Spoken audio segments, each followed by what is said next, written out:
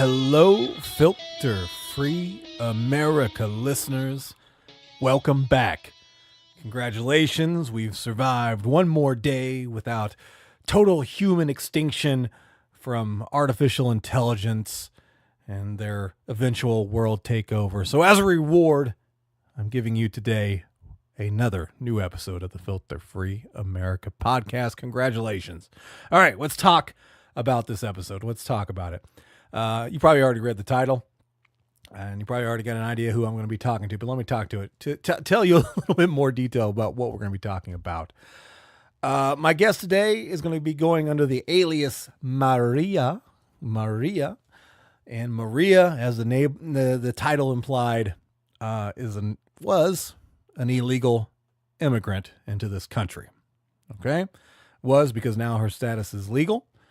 We are still want to protect her ID, though, because there are some members in her family who are still trying to get their immigration status worked out. So that is the reason for that. Let me start by telling you this. The person who I'm speaking to, I have been a closer friend with for, since at least 2004. So I've known this person quite well. And I can verify, the majority of what she tells us in the story here. So there's going to be some people who are going to listen to this and they're going to call bullshit. They're going to, think that there's some kind of lies or some kind of liberal cover up to the truth.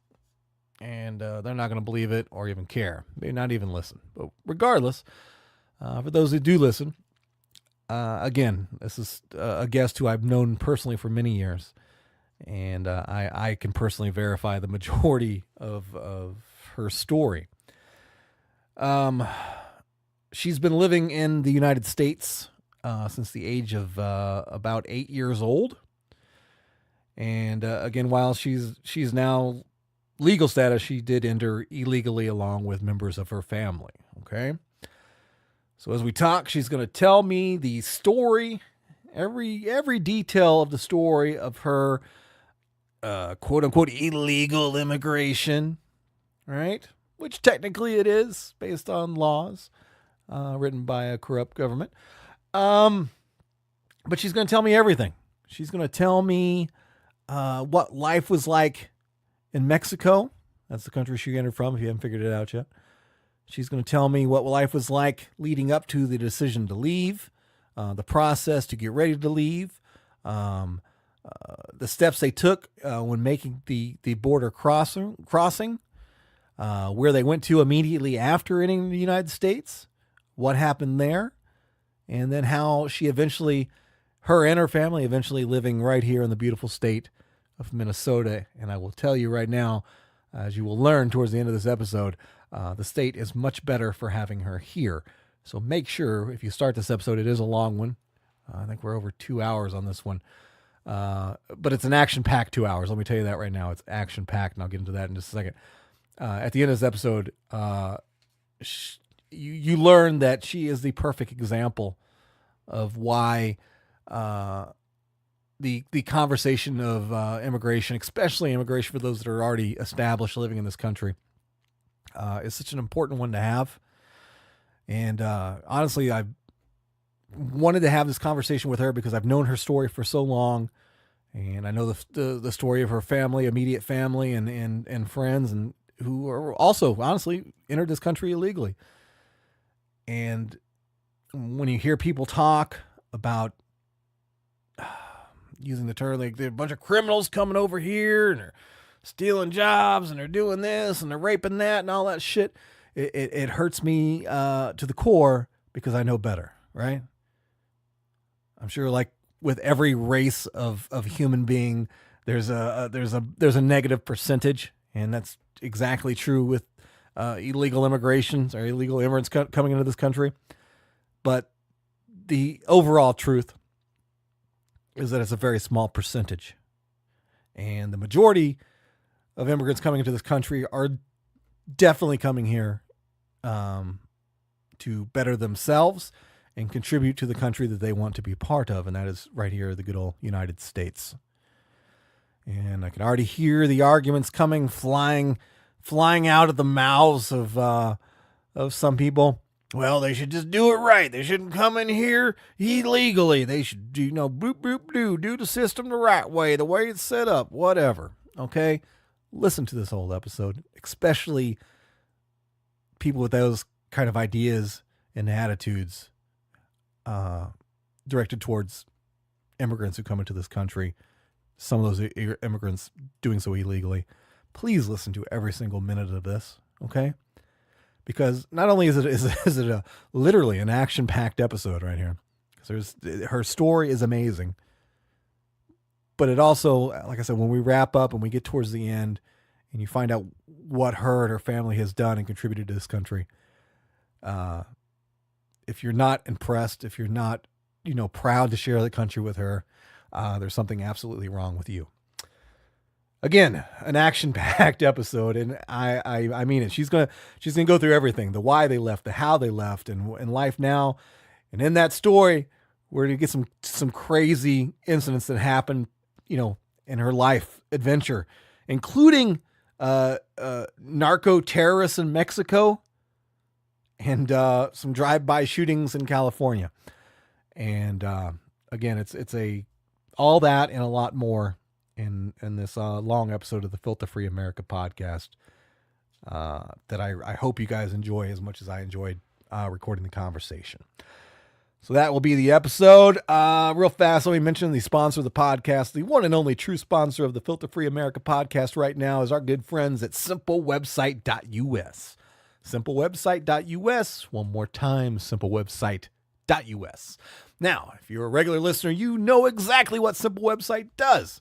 They build websites for you using the Squarespace website builder. Now, I know that sounds strange. Wait a minute, Joey. I'm supposed to be able to do that all on my own using Squarespace. And it's true. You can. Most people can. I, for example, could not, right? I have very little skill and capability when it comes to technical stuff, and I needed help. So I called up Simple Website. I said, look, I need a website. I do this little podcast thing where I talk into a microphone and say weird stuff to people.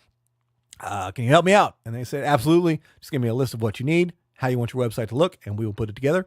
And less than a week later, boom, I have a complete website ready to go, and it is maintained right now to this day by simplewebsite.us.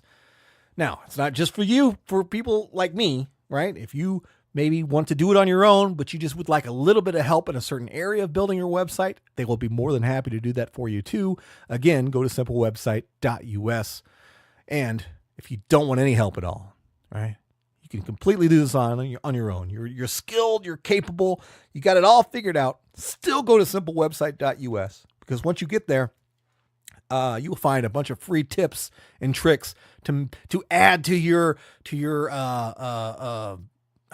your collection of skills that you already have to improve your masterful take of the Squarespace website building program even more. And anybody could use some extra free knowledge, right? So you can get that there too. So again, thank you, simplewebsite.us. Please go to simplewebsite.us and check them out right now or after you listen to this episode. Anything else I need to say before we kick it off? It's a long episode, so let me hurry up. Oh, please. I'm going to say this every single time now till it happens, right? I get lots of listeners, right? Lots of listeners checking out the show, and damn it, I appreciate you. Right? But as I always say, there's only one cost to this podcast. I'm never going to charge you to listen to this podcast. I'm never going to do anything like, oh, here, listen to an hour of the show, and then you got to pay me $1 or something to listen to the other half. No, I'm never going to do that, right? All I would like in exchange for the effort that I put forth to bring to you the wonderful stories from the Filter Free Amerika podcast is for you to subscribe and rate and review at wherever you're listening to this podcast at, especially if you're iTunes, because iTunes control the world of podcasting, and without ratings and reviews, no one knows we're here.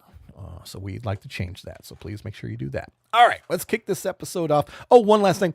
I had to go to an undisclosed location to record this episode. I did not record this in the home Filter Free Amerika bunker studio.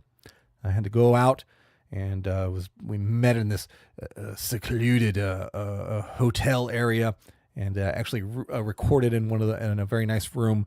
But it's a little bit tingy, the sound quality. Some of you probably don't give a shit. I'm being in podcasting, I'm very concerned about sound quality, and it's maybe just a taint echoey. Still can hear everything just fine, but it's not going to be the exact same as like what you're hearing right now, because I'm recording this intro in my my home studio, so it's going to be just a little bit of echo in there, but not enough to make it distracting from the from what you're going to hear. So again, I apologize for that in advance. But let's kick this off. And this episode was very easy to name. I like to give a title to every episode that I put out, and this one is simply, I'm an illegal immigrant with Maria. Right? There it is. That's exactly what it is. It tells you what you're about to hear. Boom. Easy does it. All right, here we go. I'm an illegal immigrant with Maria right here on the Filter Free Amerika podcast. Let's go. Okay, Maria, take me back to before you left Mexico. Start with what was your age? How old were you when your family, your unit was going to start talking about leaving Mexico and coming to America? I was about 7 years old. Okay. Yeah, around 7. Around 7. Mm-hmm. What was going on at that time within the family? What influences do you remember? What was causing this decision to be made? Well, my dad cheated on my mom with my aunt. Okay. So, my mom could not take it any longer. And we were very poor. I mean, I think that's number one reason why. She knew that she had 4 kids in her hands, and, she needed something better for us. Something my dad was never, ever going to provide for us. Can you describe to me what your idea How of poor I was? what poverty is to you? Because when somebody from the U.S. hears poor, it's like, oh, well, they only had a Nintendo and not a PlayStation, that kind of thing. But what is poor in Mexico? Can you tell me what city you were in Mexico? Can you tell me that? I didn't ask that prior. It's Mexico City, but we were living in this little town. Right. Because Mexico City, as I understand it, it's the biggest city, one of the biggest cities in the world, actually. But it's like there's extreme poverty there, and there's like the wealthy there, right? Yeah, yeah. We were living in this little town. Mm-hmm. Like, you have to drive far away from the city to get. There was no buses. I mean, back then. Now it's kind of getting better, I guess. But back then it was very, very poor. Okay.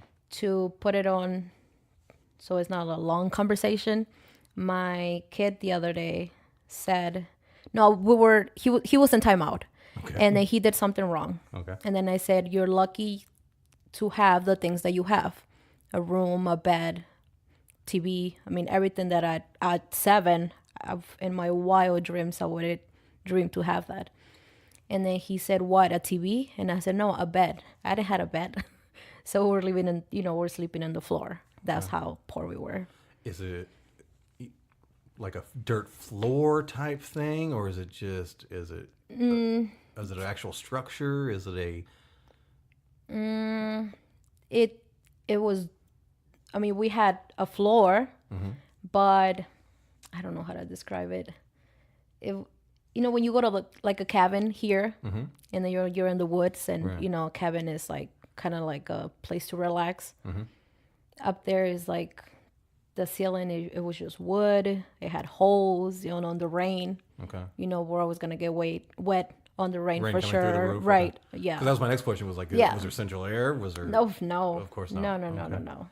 What about like just general spending money? Like, did you have everything that you needed to go to school? Did you guys have food?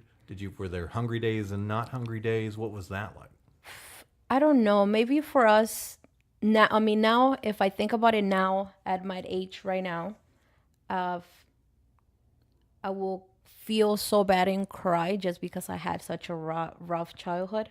Back then, we didn't know if it was a rough day or not, because we were so used to just eating. Right. We were just eating beans and tortillas pretty much. Okay. So for us, it was enough. Okay. If you ask me that right now, of course, it's like I feel bad for myself. Right. You know what I mean? Did you watch TV? Did you ever even see? We didn't have TV. Okay. Was there TV locally around you that you could see? I used to love going to my grandma's because she lived in the main city. Okay. So she had TV. She had a good bed. Right. She'll cook better food for us. Right. So we used to love when we would go up there because we could watch TV for a little bit or take a hot shower because Right. we used to boil the water to Holy take hot shit. showers. Holy And then shit. my grandma had an actual boiler. Or when you had to boil water, is it just like bass only, or was there like a shower system, or No, like, no, just with like you're just using like a cup. bath? Yeah, just a Also, cup. just like hand washing Yeah, yourself. yeah. Holy shit. Okay. Yeah. So, I mean, we used to love when when it was time to go to grandma's because she'll had the good shit. Okay. Gotcha. Yeah. What about general health and like medical treatment? Were you able to go see doctors as regular as like you take your kid now? No. And I think this is not, I don't want to put my mom on blast or anything, but, now I see my kids, and the little one will have a dentist appointment next week, starting at 1 year. I don't think we never see a dentist until we came here to the United States. Holy shit. Yeah. Okay. A doctor, they don't believe in doctors. They'll just give you, drink this little tea, or this is somehow it's going to erase a broken arm, or Right. drink this, or, I mean, More it's old holistic school. type Oh, yeah, treatments and for stuff sure. like that. We'll pray. It's going to get better. Right. Never does. Not the prayer, at least. So how about this? What about, and again, you're pretty young, so you probably weren't out on your own a lot. Oh, yeah, I was. Oh, you were? Yeah. Well, Yeah. that's a good point, because you're and like I said, when I told the audience in the intro, it's I've known you and your family, and you've been a de facto mother to to your siblings. So And you I had a lot think- of responsibility early. Right. So that's What were you doing at 7 years old that was beyond the scope of what a 7-year-old here okay. does? So do that? this is what happened. My dad cheated on my mom, right? Okay. So then they were a good couple. My dad was a great dad up to the point. Mm-hmm. He was the best husband, the best dad. Then he cheated on my mom, and then everything went to hell. Okay. Right? So then my mom knew that single mother with 4 kids in the little town, no way. There was nothing for her. So either she was going to go to the cities or she was going to do something else. Right. One of the cousins happened to be that used to work in Tijuana. Okay. So he offered my mom I don't know. He just offered to help her to come to the United States Okay. by herself.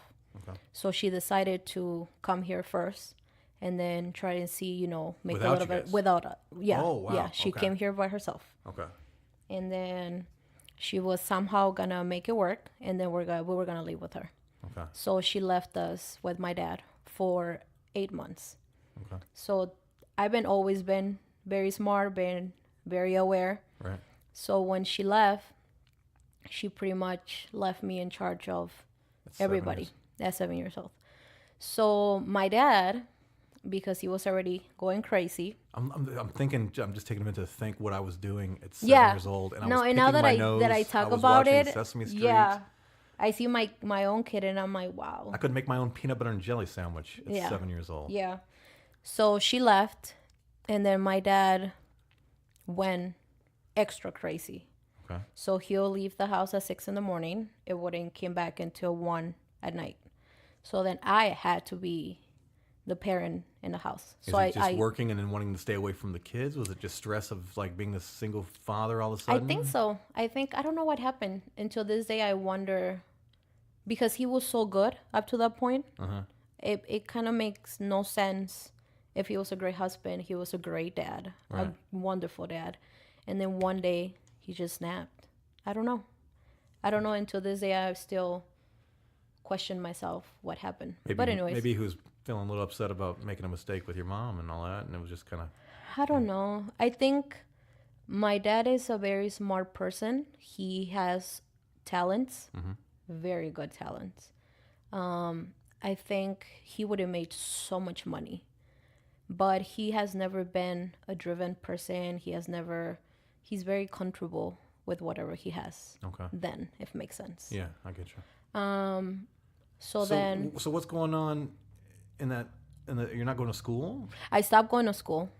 I stopped going to school because I had to take care of my other brothers and sisters. Right. The youngest was a year and 2 months, I think. Right. And give me some details as far as like taking care. Like are you washing clothes? Are you cooking meals? Yeah. Are you getting them up so they can go to school? I mean, yes. how detailed is what your job is?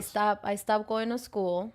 I, regular morning, wake them up, get them dressed, eat what we had, and take them to school.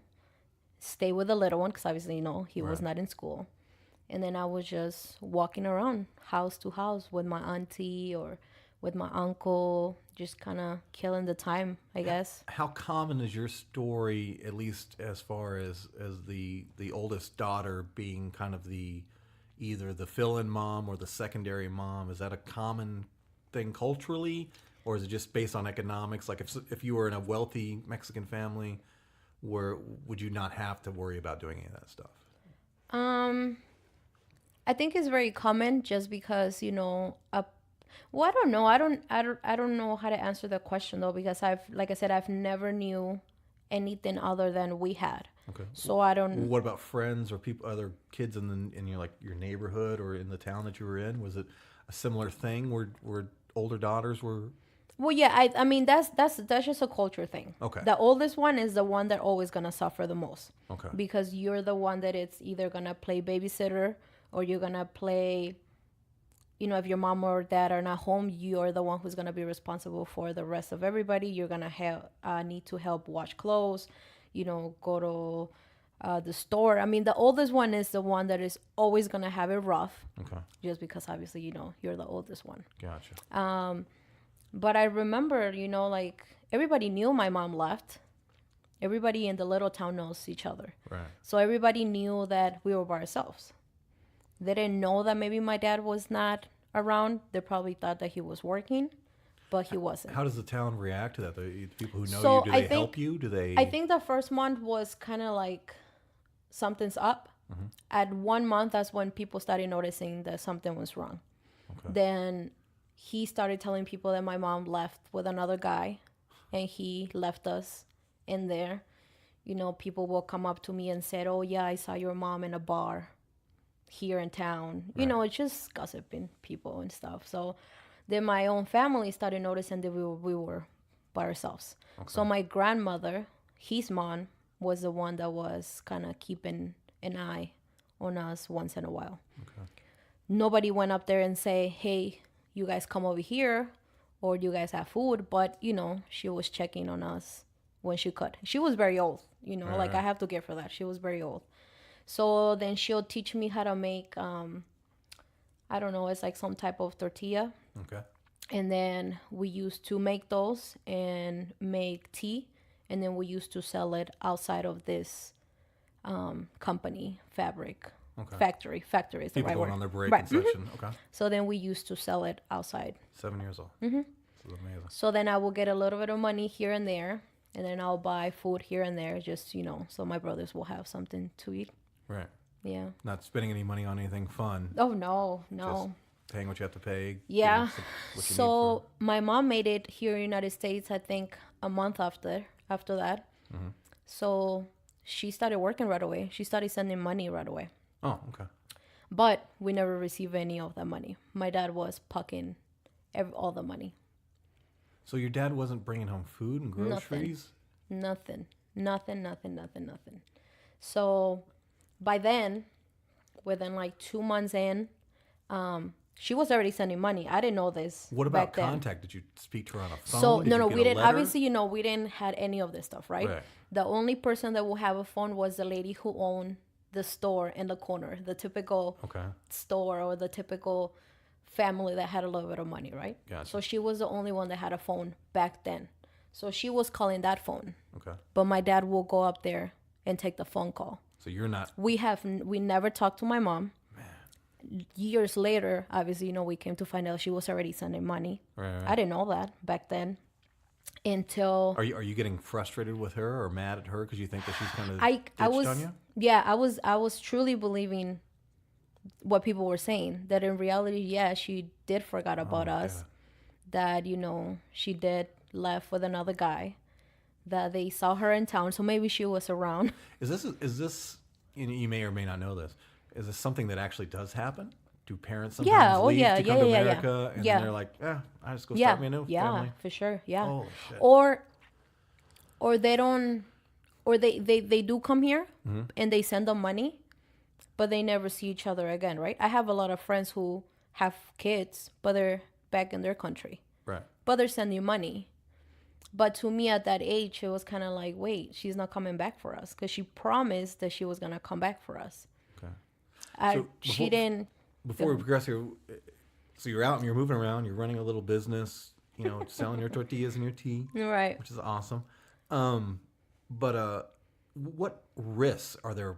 Is this a town of people who are mostly good people, or anybody taking advantage of you because you guys are kids that are on your own? Was there any risks or dangers that you had to deal with in this time window? No, not nothing like that though.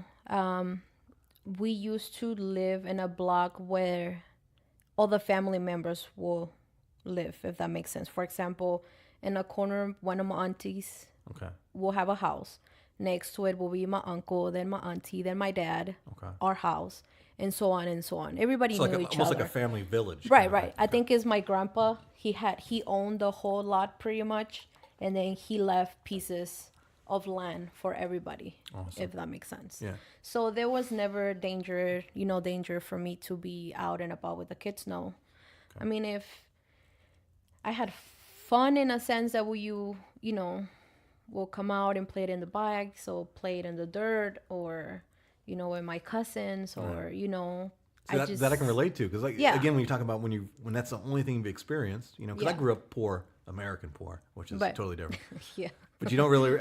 Actually, there's a joke I do a joke about, but you don't really realize it until you see other examples of wealth. So if that's your world, if your world is this village, then it's easier for you to absorb it. It's only when you get out and you see like all this other shit. Like, holy shit, they got TVs and cars and phones. Yeah. I remember there was a neighbor who came from United States, and she came with her 2 kids. One was 7 years old, and then she was playing with us, and she was speaking English. Right. And for me, that was just like, oh my God, she speaks English. Like, it was like in another level. And then that's just a crazy skill. Yeah, to have, and I remember my cousin would be like, how do you say I love you? And then she'll say I love you. Right. And in my head, I'm like, oh my God, that sounds so awesome. Like, it was just, Well, little things I'm kind of the same way. Like, whenever I'm around the Spanish speaker, I want to learn how to say, like multa and coca and all the fun Everybody words. learns those words, right? But yeah, I mean, and then I guess going back 3 months later, everybody knew that we were by ourselves. Everybody knew that my dad was just with girls having fun. He was dating one of the school teachers. He was dating. Your mom is funding his dating. Oh yeah, he was messing with so many girls, like you have no idea. So people started noticing that I was just by myself, like I was taking care of them, like I was the mom, right? So then, I remember this. It was a Saturday. We had no food, anything, and the lady who had the store, I went in and I said, can I clean something so you can give me some tomatoes? Because I was going to make soup. Right. So I'm guessing she felt really bad. So what's I just want to absorb. I want to reinstate that, because that's a powerful point. Yeah. You were offering to clean somebody's home for tomatoes. Yeah.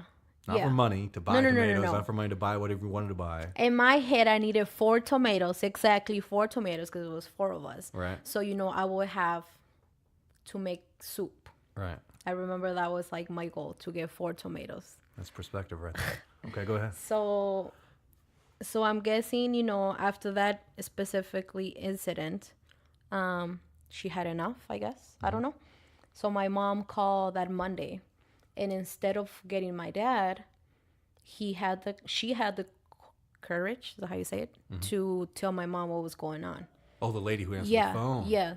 Okay. Yeah, because It's a little town, but you kind of, you know who's the gossiping in the town, but you also have those people that don't say anything. Right. They see stuff, but they don't mess with it. You know what I mean?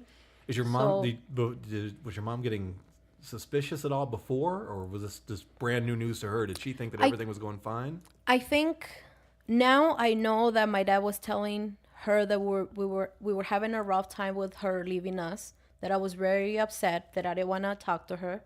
But you know, he was telling her, but don't worry, you know, with the things that I'm buying for them, you know, they're gonna start getting used to it, let them be, blah blah. He was just talking shit to her. Right. So the lady told my mom, and she said, you know, I don't want to get in the middle of this, but I think you definitely need to come back for your kids.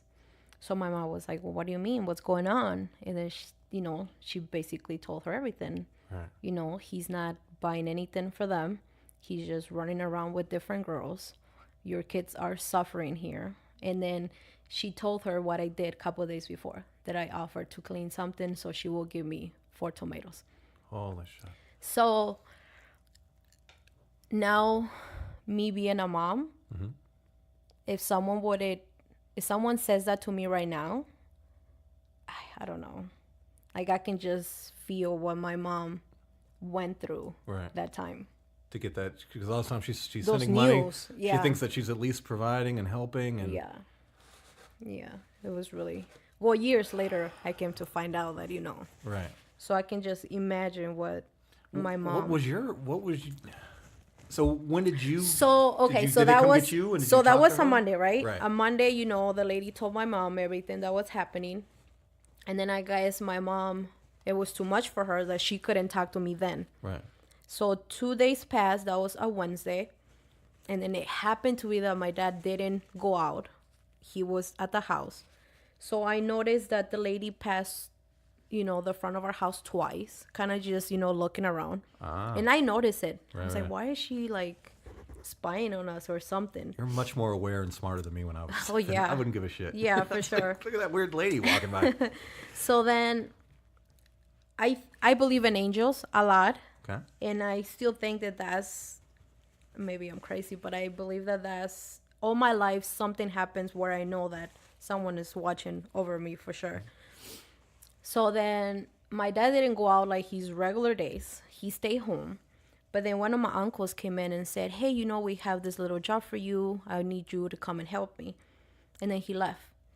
So then by the third time the lady passed, she saw me. And then I said, my dad is not here. Because mentally, I knew what she wanted, I guess. Right. I said, my dad is not here. And then she said, perfect. I need you to come with me fast.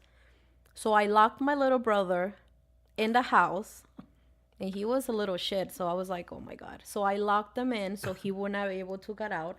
And then I run. Can I ask his age at this time just so people Yeah, get some like a perspective? year and 3 months, 4 months. Okay, so under 2 years old, 7-year-old kid taking care of a less than 2 years old. Okay. So I locked him in. As old as I am now, I couldn't take care of a 2-year-old Yeah. kid. I remember I locked the door and I ran with her. And my mom was waiting for me on the phone. Holy shit. Yeah. And then she said, what's going on? And then So what's your initial? Are you mad right now? Or are you mad at her? I was just crying. I was just crying and crying, and I couldn't believe it that I was hearing her voice again. It's been like 4 months now. Right. Like, by the time she left. Which doesn't seem like a long time until you look at it through the eyes of a 7-year-old girl. Yeah. Who hasn't For seen her me, it mother. was like a whole year. And it was 4 months of hard work on your end. Yeah. So then she started crying. I was crying. And then she said, listen, your dad is going to come back. So, we need to talk. And then she said, I've been sending this. He promised he was going to put a phone in the house. He promised all these promises that he... Let me ask you this just for a kind of more illustration of what's going on. How was money being sent from her to you guys, but your dad was getting it? How was that coming? Was it by wire transfer? Was that how it was? No, there's something called MoneyGram. MoneyGram, okay. MoneyGram, so yeah. She didn't have any other option but to send it to him? Yeah, because she thought he was doing right by it, so it didn't have her any reason to send it anywhere else. He was sending all the money to him. Okay. And she kept every single receipt. Okay. Since the number 1 day that she came to United States. Right. So she got lucky because she got hired as a babysitter Okay. from this Brazilian family. And the wife will speak Spanish. Okay. He was a doctor, she was a lawyer. Nice. So it was a really wealthy family. Right. My mom was in charge of taking care of their 2 girls and their 2 puppies. Okay. So she was a babysitter. So Right. she had to pay no rent, no food. So she was basically saving money. Right. And the lady understood what my mom was going through. So the lady was helping my mom to save money so she could come back for us. Let's take a little side tangent here about that relationship as you know it. That's interesting there because when we talk about immigration and we talk about people coming to this country and well, if people wouldn't give them jobs and all these wealthy people are trying to hire illegals to work in their house and it's part of the problem. The way you're describing it to me right now and just my initial impression, you can correct me however it is, it feels like to me that that was the perfect thing for your mom because of her status. Right. Right. And it doesn't appear that they were trying to take advantage of her or get like oh, we can just pay her $1 a day, something like that. So it was actually a positive thing in this case. Yeah, no, it was very positive, and she was open and honest about, hey, I got this family, I'm trying to do this. Okay. Yeah, I don't know. I cannot tell you more details because I don't know how they met. I don't know. All I know from little stories that she will say is that she met the lady. They were very wealthy, and then they needed a trusty babysitter, obviously for their 2 kids and their dogs. I don't think was this in California? It was in California. Okay. Yeah, I was in California. So she was living with them in their house. Right. She had this little room for herself. Like I said, she was not paying rent. She was not paying food. She was basically just getting paid to babysit. Right. And all the money that she was saving for no rent, food, or anything, that's how she was saving money. So on top of sending my dad money, she was saving her own money because she was coming back for us. Right. So when I was talking to her, she said, what's going on with all this money? I've been sending all this stuff. Something's going on. So then I said, well, yeah, he went crazy. He went crazy. I don't know what's going on. Right. So she said, just hold on 3 more months because the agreement was for 8 months. Right. So she said, 3 more months and then I'll be on my way to get you guys. And then I said... Was it her plan at that time was to come back to get you? Yeah. Her plan has always been, I'm coming back for my kids. Okay. And somehow, we don't know how, we're going to cross the border. Okay. Do you know how she got over there on her own the first time? Was it... The first time... Independently? Did she use coyotes? No, the first time she suffered a lot. Okay. The first time, because my cousin offered to help her, and because it was for free, it wasn't like there was no money involved, so it was kind of like up to her faith, pretty much. It makes sense. Like when you put money on, they might treat you a little bit different, or they know that you're only gonna pay half and you're gonna receive the other half once they're here. Right. But in her case, was different because she had no money. So the first time for her was very, very difficult. And I know a lot of stuff that she had to go through that until this day, she haven't fully explained. Yeah. Just about the mode of transport? Was it on foot? Was it no, foot she and vehicle? was put in this semi, like on the hoods of the semi. Where like the little wind deflector thing is? I think so. Yeah. Her and another 3 girls. Holy shit. But they discovered them. So then she went to jail for 2 weeks. And then she tried again. And the second time was when she was... Same method of transport? No, the second time was different. The second time she crossed walking. They just gave her a fake ID that kind of looked like her. Okay. And they told her, memorize this. This is your name. This is your last name. And it just worked. Whatever it says, you have to say this is you. So she crossed it. And she crossed like nothing. Okay. Yeah. So the second time was better. All right. So let's go back now. You're talking to her on the phone, and you said, wait 3 months. She was coming back, right? But now this time is different because I knew that she was sending money. So I have always been very outspoken, like I have a big mouth. Right. So when I knew that was happening, then I kind of stood up to my dad. At 7 years old? Yeah. at 7 years old. And I said, you're fucking up. We're like literally suffering here. And you're just, where's all the money that my mom is sending? So he was very upset because obviously now I was... Just like, do you have a dollar figure for how much he got and didn't share? Oh, yeah. Do you just, were we talking 1,000? We talking 5,000? I think above 10. Above $10,000. Yeah. Which, and at this time, $10,000 in Mexico was like 100,000, correct? Yeah. Okay. He couldn't make a whole house with that money. Jeez. Yeah. My mom, a couple months later, well, now when we were with her, and I remember this story because back then it was sad. Now it's like funny to me. But in Mexico, there's a day that we celebrate. It's called Day of the Kids. Okay. It's just to celebrate all the kids in general. Right. So my mom sent $1,000, so 10,000 in pesos. Right. So my dad would take us to a place kind of like Valley Fair, Okay. you know, where rides, water rides, all this fun stuff. And he didn't. And this circus came to Little Town. Like, obviously, I'm talking about like one of the worst Right. circus ever. Right. And he gave us 5 pesos Okay. for the 4 of us and said, buy yourself some popcorn. Out of $1,000 US dollars. Yes. 5 That's pesos. we got 5 pesos out of him. I'm not a big fan of your dad right now. I don't know. You have no idea. Now, like I said, now I just laugh about it because, you know, I think I already cry so much. So, Right. but yeah, that was just something. Okay. Yeah. So now what's the plan? What are you guys doing? So now things, it didn't, it's not like, oh my God, now I had a good life. No, I mean, it was the same thing. He'll leave. Right. The only thing that changed is that I had food. Okay. You know, Are you getting the money now? Are you in control? my mom would tell me how much money she'll send, but I was 7 years old. I mean, he was the one taking and, you know, to go exchange it. Getting the money And then ground. he'll give me a little bit.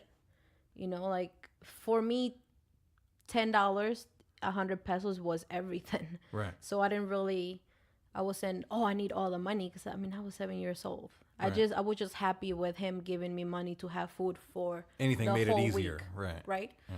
So, and then my mom also kind of just brushed it off because she didn't want to upset him more because either he can just leave and she wouldn't even know where we left.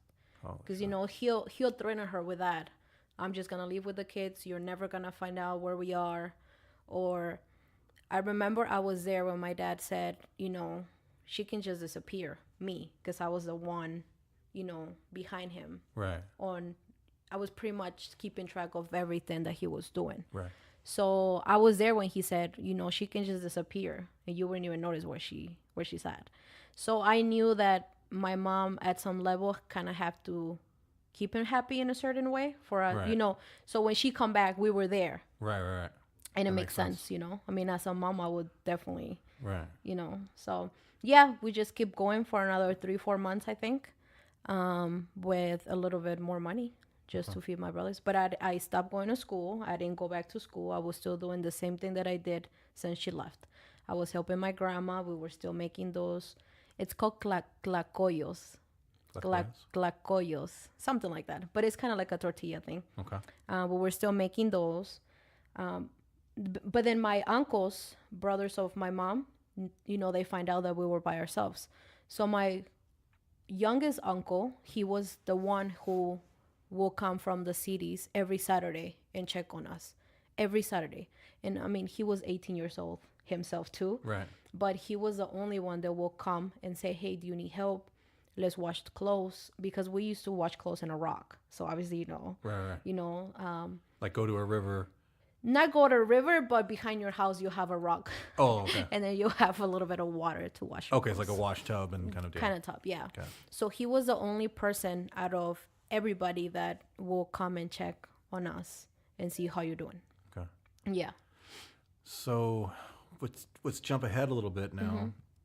your mom, did she come back in person? Yeah, she came back exactly 9 months later. Okay. She came back. So now I'm curious, how did that go between face-to-face mom and dad and you guys? What was I got to imagine there's some kind of drama there, right? Yeah, so she first came and she saw me because she said, I need to see her first. So she hugged me and I cried, obviously, and she gave me this teddy bear. Okay. When you press, the teddy bear will sing the ABCs. Okay. So, again, to me, that was like, oh my God. So then my mom said, let's go get the other kids. All right. And then my dad said no. He said, first of all, because, okay, maybe I forgot to mention this part. The house that we were living in, it was under my mom's name and his name because they were fully married, right? It was a land for my grandpa, but my grandpa from my mom's side, he was the one who funded to make these little rooms that we had. Okay. So it was more of my mom's house, pretty much. So she had the deed. Right. Okay. So my dad said, no, you need to sign the house fully to me and then you can have your kids. So obviously she didn't have the paper with her. Right. So then I went with my mom. We went to my grandma's house, to the main city. And then she went and asked for the papers of the house. And then my grandma said, no, what are you doing? That's, the house for your kids. And then my mom is like, well, we're never going to come back. Like, I just want to get out of here, Like, right. I think my kids suffer enough. I don't want to deal with any of this stuff. So we fought with my grandma for like 2 days until finally she agreed to give her the papers. So she called my dad and said, okay, let's meet up. I'll have the papers for you and then you bring my kids. So then we met at this public place. And then we saw him from across the street. He had my other 3 siblings and I was with my mom. Right. And then she said, if anything happens, you just grab your brother and sister and then you run. You know how to get to your grandma's house. There's money waiting for you guys. Like, she was ready that something was going to happen. She had it all planned Either out. he was going to go crazy or he was going to do something to her. Right. Because she was literally, if anything happens, you know what to do. They'll have money ready for you. And then, I trust you with the kids. Right. So now I'm like, oh my God, what was she really thinking that was going to happen? But anyways. Well, good on her for, considering every possibility. Yeah. No, my mom has always been smart. So smart. But yeah, I remember they crossed the street and the little one just ran to my mom like a little monkey. He would not let go of my mom. Right. It's 9 months since he's seen her, right? Yeah, 9 months. He's like 2 years and some months by then. So then I kind of gave signal to my other siblings to come, but they wouldn't move. They were behind my dad. Like, I don't know if he had them forced or they were afraid, They were kind of like, what's happening? Right. But I think that when my dad was bringing them from place A to place B, obviously, he was telling them shit to their ears and his version of the story. And they said they got to say bye to everybody from my dad's side. I didn't, but everybody else did. So somehow they were sad, obviously, They were kind of like, where are we going? We don't want to go. So I remember my dad, and this is from me because I remember exactly what my dad, he got close to my mom's ear and said, you know what I would like to do to you right now? And then my mom just stood. And then he said, I would like to grab your head and put it in one of those trucks so they can run you over back and forth. He said that to my mom. And then my mom is like, well, are you done? Are you done? And your mother's tough. I know your mom. Oh, yeah. Your mom's tough. She's, yeah. So she said, give me my kids. And then he said, give me the papers of the house. And then, they exchanged stuff. So she gave the papers and then he finally let my siblings go. Now when we continue, the story's going to go away from your dad, I think. Yeah. But I'm curious now, is there ever any moment that you guys got back with your dad to talk to him and like get him? Oof. Did he ever apologize? Is there still, and if you're uncomfortable saying anything, Yeah. We don't need to talk about this, but I'm just curious now. Did you ever reconcile with him in any kind of way, or Years later, when I turned 15, he tried to apologize. okay?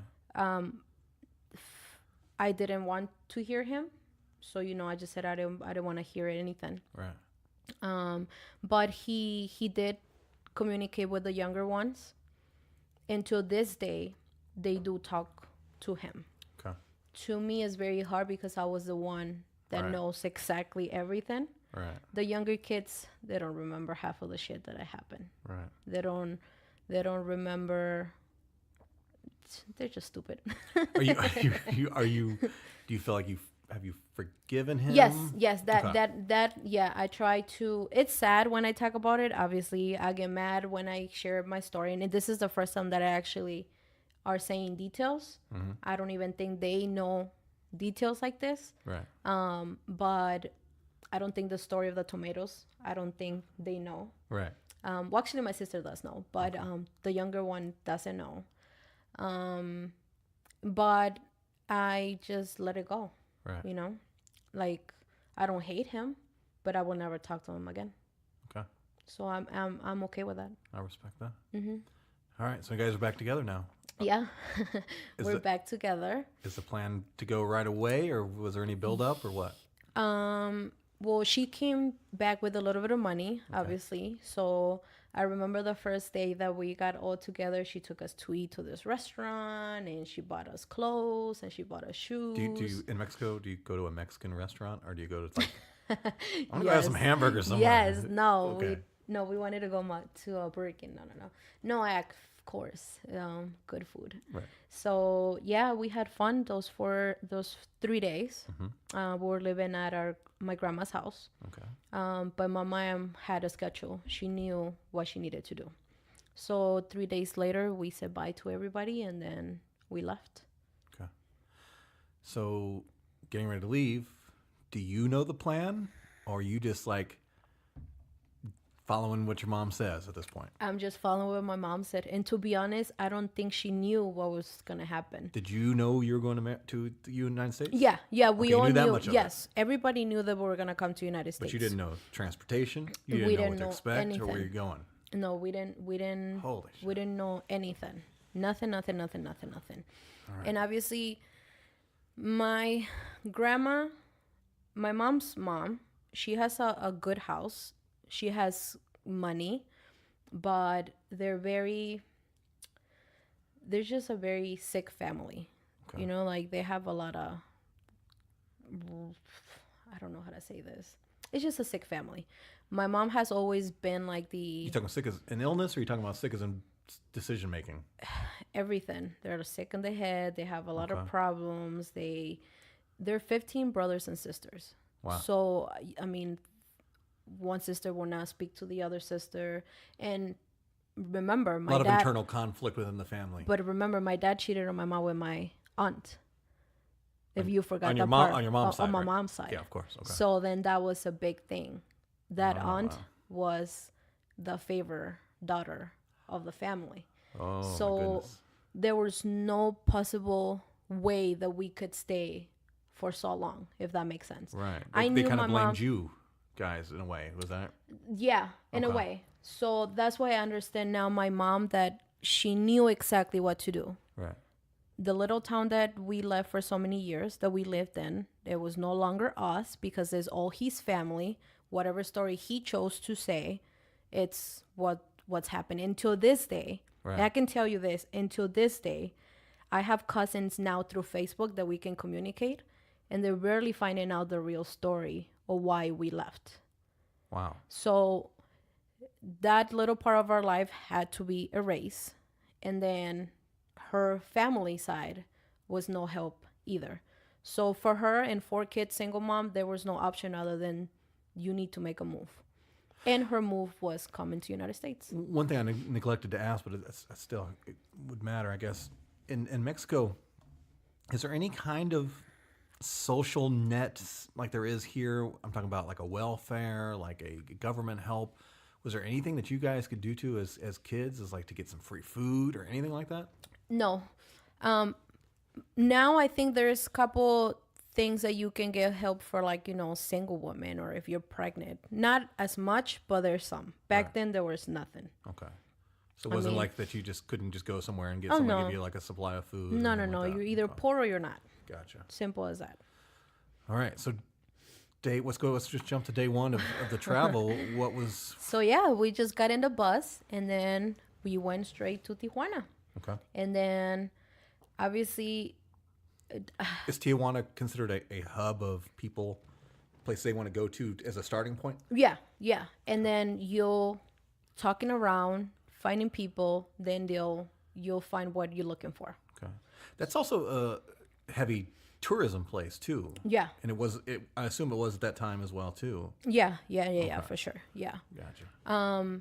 Like I said, I don't think she knew or she had a plan. She just knew that she had to come back for us and make it work somehow. Okay. Like I said, my mom has always been very, very tough. So I know she was going through a lot in her head, but she was not showing that off. She was very firm. She was very, I know what I'm doing. You guys don't be scared. Because obviously, we see her freaking out. Obviously, Right. we're going to follow. But she was very like, I don't care. Well, somehow it's going to happen. Right. And it did. We got there. And then in our way from Mexico City to Tijuana, we met a lady and her kid. My mom and her, they started talking on the bus. They started, becoming friends. And my mom started telling her story. I came back for my kids. They suffer enough, blah, blah, blah. We want to go back. We want to cross the border. I don't know how. And the lady said, well, you're in luck because I have connections. So stay with me the whole way. Okay. So it was just her and her kid, and then my mom and 4 kids. So once again, I believe that was part of I don't know if you want to call it God, life, angels, that they put someone to guide my mom from as soon as we got into the bus all the way until we crossed the border. Now something I, as somebody from the outside looking in and seeing things in the news and things in documentaries, there's not just good people trying to, to help people get across the border. Oh, yeah. There's bad people as well, too. Was there any concern of risks at this point? Could you tell that, did your mom do anything to vet this woman to make sure that, she was a good guy? Or I think she was just trusting. I don't, like I said, I don't think she had a plan. I don't think she had something that she knew exactly what she was going to do. She was just going with the flow. Right. And then I think it was like 2-3 days traveling in the bus. And then we got to Tijuana. And then we got in a motel. Within 5-6 hours of us being there. This is a motel you were told to go to for the connecting to the people that do this? Right. Okay. Mm-hmm. So, but we were following this lady. Okay. Very nice lady. We got to the I assume hotel. Mexican lady, right? I assume. Yeah, okay. yeah. No. Well, I don't know, She was like from France, and of course. And then we went to this motel. Right. And then we got to take a shower. We were watching cartoons. Like I said, for us, a TV, a bed is. You felt like you were like in a mansion now. Right. It was still exciting, even though it was like one of those ghetto motels. Right. But for us, it was different. Are you worried as kind of the mom number 2? Are you concerned at all, or everything still feel relaxed to you? I was more excited that I left my dad. Right. I was more excited that I was with my mom and that we were gonna have a better life, because that's what she said. So before you get there, now, tell me just what your thoughts were as a very mature, obviously 7-year-old girl. What were you thinking you were heading into? What was America's to you in your mind? To me, America was like everything that I wanted in life, right? Like, people were gonna be nice. We were gonna have a bed. We were gonna have a house. How? I don't know. Right. I just knew that crossing that line automatically, like a wish, I was gonna have a house. Right. I was gonna have a bed. I was gonna go to school. Right. I stopped school for almost a year. Right. So I just knew that as soon as we got to United States, somehow I was gonna get everything that I wanted. What would, and maybe you didn't have this perception, but what were your thoughts about people in the United States as far as their view of Mexican people, or really any kind of immigrant that comes into this country, especially one that comes in, quote unquote, illegally? Did you were you thinking on that level at that time? No. Were you worried about racism? Were you worried No, about obviously- discrimination? No, at that age, Okay. I didn't even, maybe I was not even fully understanding that we were doing something illegal. Okay. You know what I mean? Like, Gotcha. it was more put as we're going for a better place. Right. I didn't fully understood what we were doing Right. until we got to that place. I didn't know. Am I right in saying that that's maybe because the act of leaving Mexico to come to the United States is common enough where it's like a thing to do that so many people do? So you didn't really think of it from the legality point of it. You just thought of it as like, yeah, this is something that we do for a chance at improvement in life. Not for us, because in our little town, not a lot of people left. Okay. You know, they call it to the other side. The other You side. know, pa la frontera, you know, to the other side. Say Spanish again? What was it? When they said, te vas a ir pa la frontera, like that wasn't very common to see. Okay. I knew, or my mom knew from United States, because my grandpa years ago came to United States with a work visa. Okay. And then he worked in California, I believe, for 6 months. And then he got the option to bring his family with him. Oh, But wow. my grandma said no. And my mom had always was upset that my grandma said no, because they couldn't have a better life. Right. So my mom, she said that since she was little, she said that she was always gonna come to United States. Okay. So maybe in the back of her head, that's why she was thinking that no matter what, you know, coming to United States, it was her way out.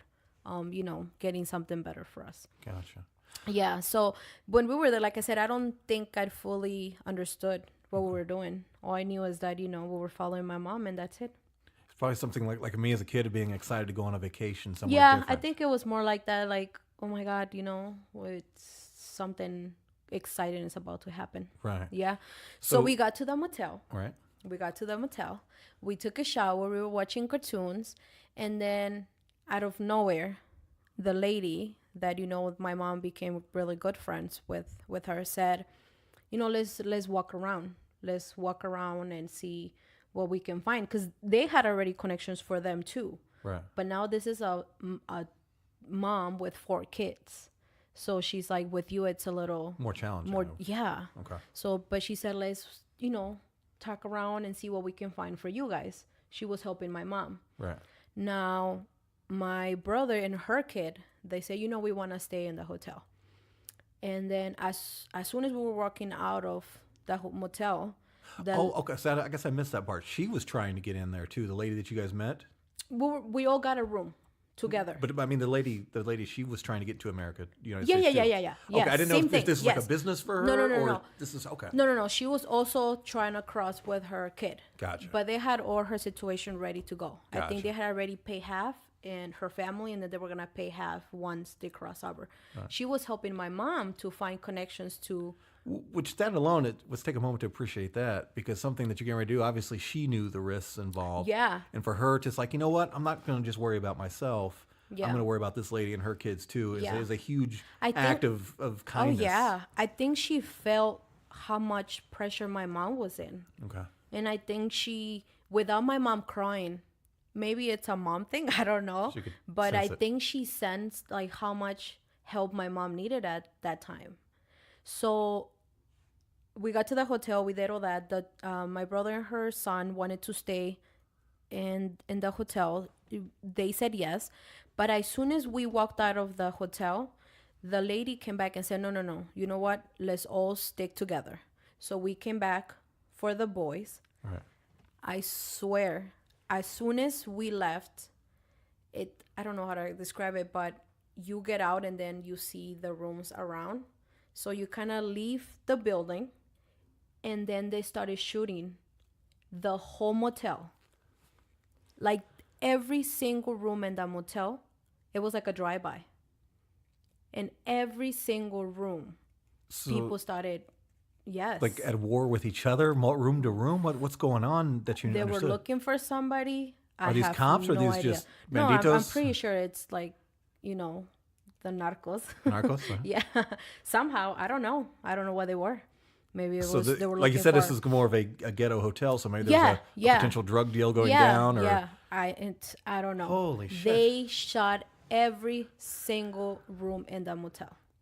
Every single room. Yes.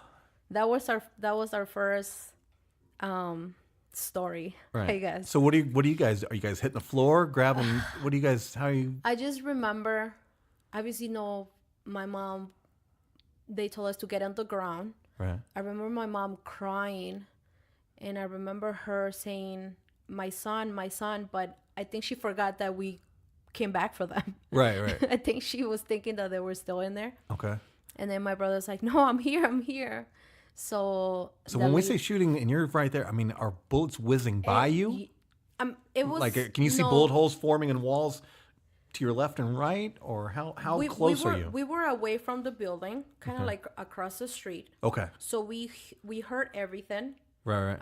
And then we saw like 2 black trucks that they went in, and then they started shooting in every single room. They stopped shooting, they got out of their trucks and left.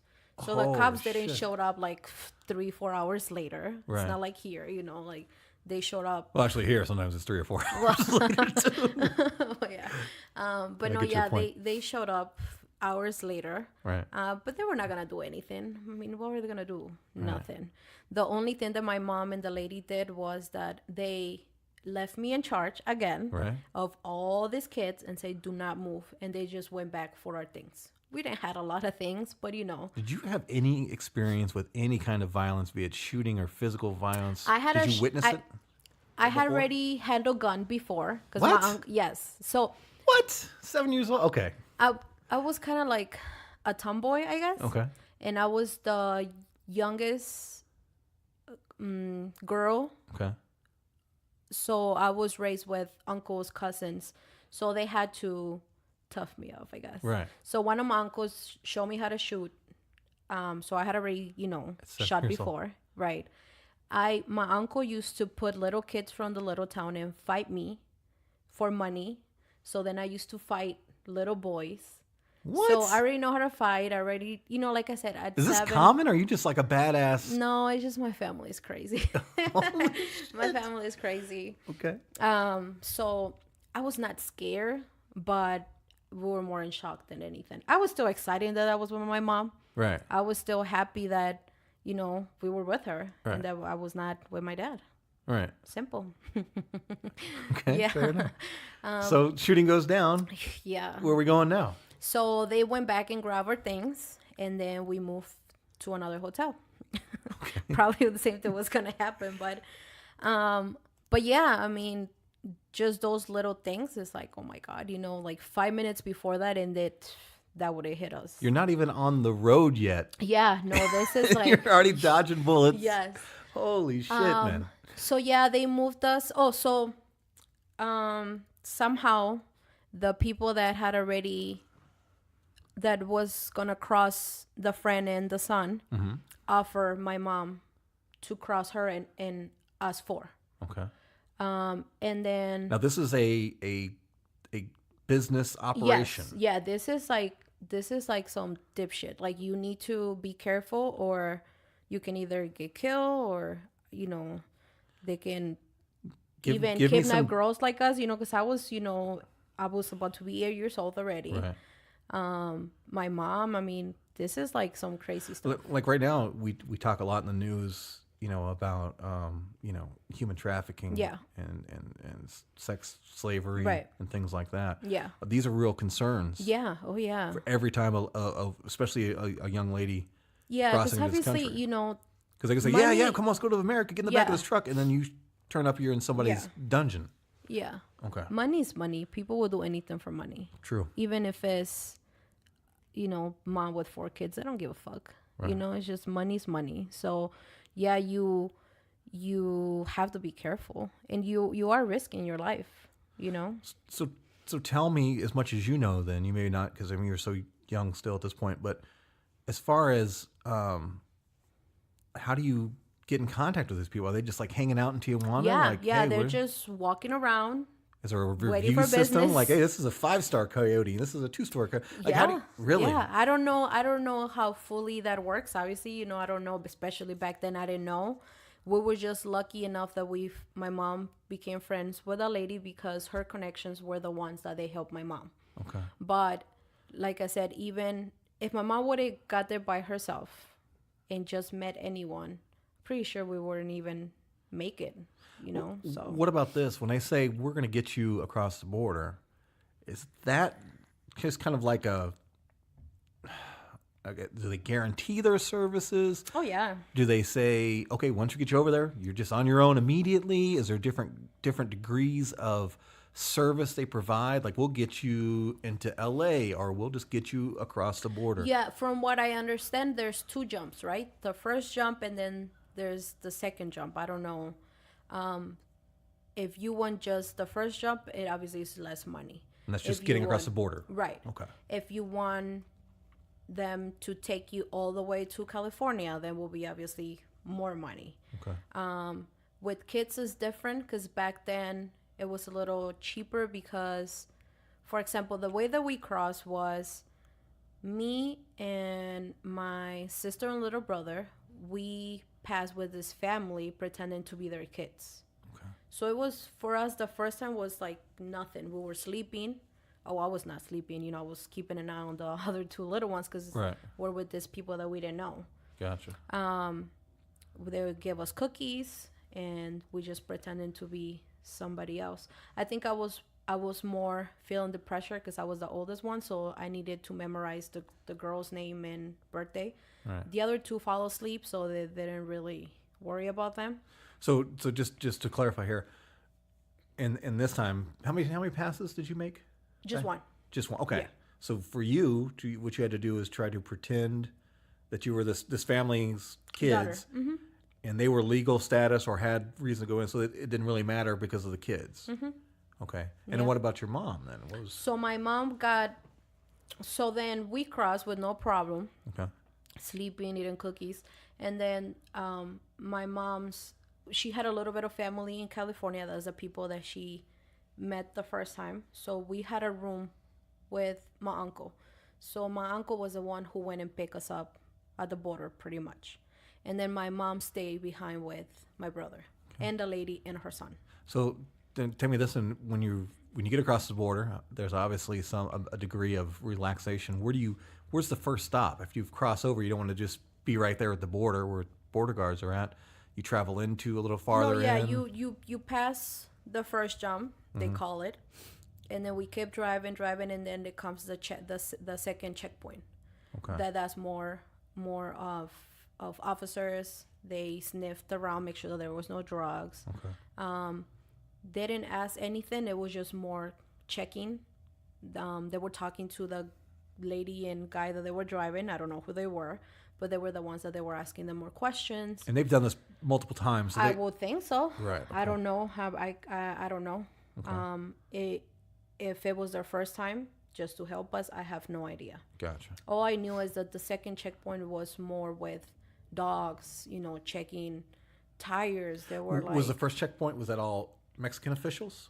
No. It was already U.S. officials there too. Yeah. Okay. Yeah, they were just asking more questions. They asked for IDs. They asked Second for checkpoint is all U.S. officials. Right. Mhm. Okay. Yeah. They were asking for birth certificates of all the kids on the first one. The second one, I think it was more of checking for drugs. Okay. Pretty much. And obviously, family with kids, they didn't really thought about it much, I guess. Right. So they didn't bother us too much. And I think it's important to point out this is pre 9/11. Oh, yeah. So the They- degree of scrutiny is probably substantially more yes. now versus Yeah, what it yeah, was no, then. for sure. Back then it wasn't, even though there was risks, I think it was more because of our own people. The coyotes getting greedy. They wanted more money. Obviously, if they see a pretty girl, obviously, you know, they're going to get raped. They're going to get kidnapped. So it wasn't more of the officers. It was more of our own people getting greedy with everything that it goes with. Right. So before 9/11. Right. Let me ask you this then. Do you have any other friends or family members or people that you know or stories that you can share about bad experiences going across? Can you give me an example or two of that? Now, obviously, now that you come here and then you meet people, then they share the stories. Right. And I feel bad sharing mine because mine was not as dramatic or as dangerous as my other friends. But yeah, friends, seeing the mom getting raped or in the lake. When you say raped, and I apologize if I'm getting too graphic, and whatever you don't want to answer, don't answer. Yeah. But is it like, hey, we're gonna have sex with you, or you're not gonna make it, or is it like they physically, and then the mother or the woman just submits and says, okay, I guess I have no choice? No, I think it's more like forced? they don't expect it. Yeah, forced. If obviously there's a lot of ways. I mean, I've heard so many stories of people. If you're walking for 3-5 days, obviously, if the guys, you get good guys and then you get bad guys. People you're traveling with, Right. And the coyotes, Right. Okay. Right. And I know a little bit about this because it was Radio Lab is another podcast that I enjoy listening to, and they had a really good 3-part series on immigration, and I definitely recommend anybody who's interested on the subject go check that out too, because it will support what we're talking about here. But they find a lot of bodies, Yeah. and like bodies of skeletons of bodies and groups of people dying, and mass graves where for some whatever reason they were executed or whatever. I know for a fact, for example, if you're walking with them, right? If you don't keep up, they're just gonna leave you there. Right. If they feel that you're gonna, I guess there's to a point that there's no more walking, you have to run. Right. And if you're gonna get them behind, you're just gonna stay behind. You need to keep up. And there's also factors like injuries, like yeah, getting hurt. yeah, they're not gonna stop for you. They just whoever makes it makes it. Right. Then There's you have starvation, water issues. Right. Especially Yeah. crossing desert climates and really high temperatures and. Yeah, it's just like I said, I have friends that they'll say I walk for 6 days. I'm like, how in the fuck do you walk for 6 days? Like Right. if you cross the river, if you don't know how to swim. And this is kids too. Yeah, this is kids. Yeah. This is kids. Like I said, I know one of my friends, her cousin, they never saw her again. And until this day, they do believe that she was kidnapped.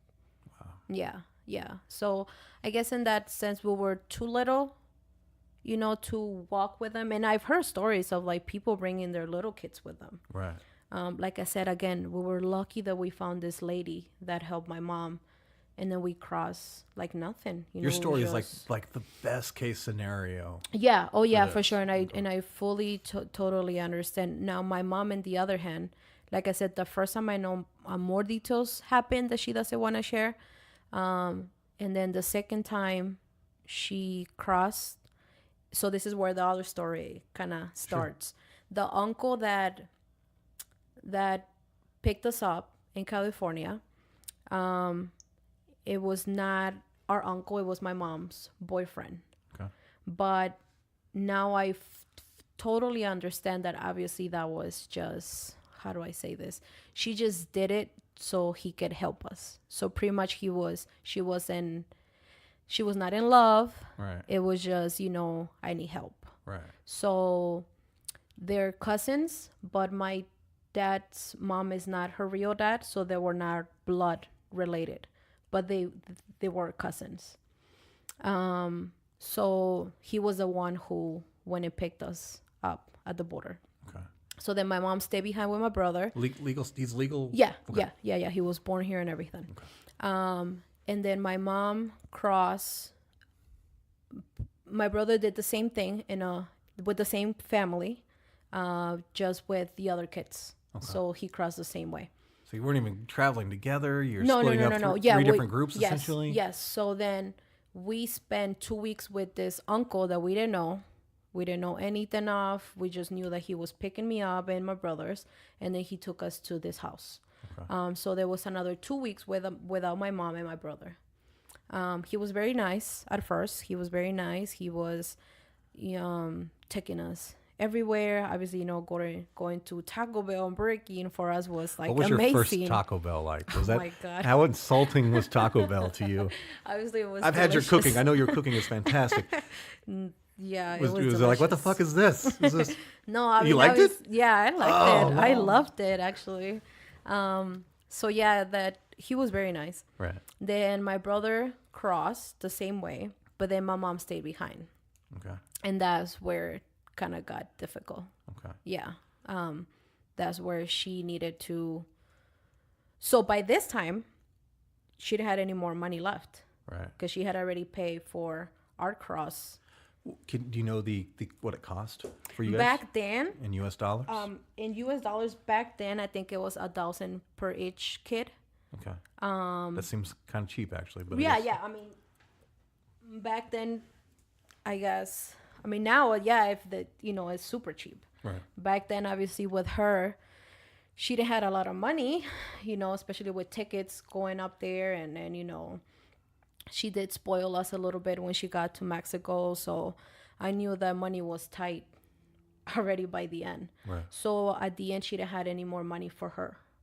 Okay. So now we're reunited, me and my 3 siblings. So we were just waiting for my mom. Right. And that's where she suffered the most. Okay. Yeah. Is there anything that you can tell or want to tell about that? Let's just put it as she did sex stuff. Sacrifice so she herself can, to get- Yeah. Okay. To cross. That's fair. Yeah. That's enough. Yeah. So moving forward, Right. she came back. She was very, very, I know she got, I don't know what happened. She said she got in a fight with another girl, but I don't think that's true. Okay. But she came with, not a black eye, but you can see that somehow she Oh, so fought she was telling somebody. you to relax you guys Yeah. more. Because Yeah, it's she different saying a girl fighting versus Yeah, maybe yeah, somebody yeah. hurting her. Okay. I know for a fact now that was obviously not the case. But she made it. The other lady made it with her son. We kept in touch. And we were in the United States. Okay. So now we're in California. We're in California. And you were in California 3 years 3 years. before you came to Minnesota. Worst 3 years of my life. Okay. So Yeah. you're about 8 years old now? Yeah, about 8 years old. Till 11. Yeah. Can you just give me a snapshot of what life was like? And So- was the original plan to stay in California? Yes. Okay. Oh, yeah. I don't think my mom had any other option. She didn't have any other family. She needed to start work again. Again, she had a boyfriend, but, she had 4 kids that they were not his kids. She needed to work. But I was very disappointed because what I thought the United States was going to be like, it was not that at all. Especially in California, we were on the south central, No south shit. central California. The so hood. the hood. The hood for So real. we were in the hood. We were 2 blocks away from Compton Street. Holy shit. So what I thought, So good. Just stepping out on the porch of the place you're at. Is it drug deals in the streets? Oh my is it God. blood and Back- crip gang members? yes, Is back then, now it's a little bit better. Back then, it was gangs in every street. You Right. had to be careful what street you were walking by. Exactly. It wasn't like Bloods and Cribs and Brown Pride. No, it was 43 Street, 42nd, 41, 40th, 39. Every street had their own boss. it right? So you had to be careful what you were walking into. Where as a young Mexican girl, Yeah. did you have freedom to move around different streets? We couldn't walk by ourselves, number one. Okay. I was already tough, so I got in a lot of fights in school right away. My first day in school, I got in a fight. I still needed to be a mom of my 3 brothers and sister because my mom needed to work.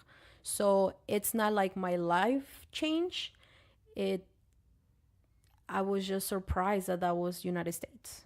Okay. Now, I was thinking that I was going to come and learn English. Everybody was going to be blue eyes, blonde, and, something very different. Right. We didn't need English for anything. Schools was in Spanish. Store was in Spanish.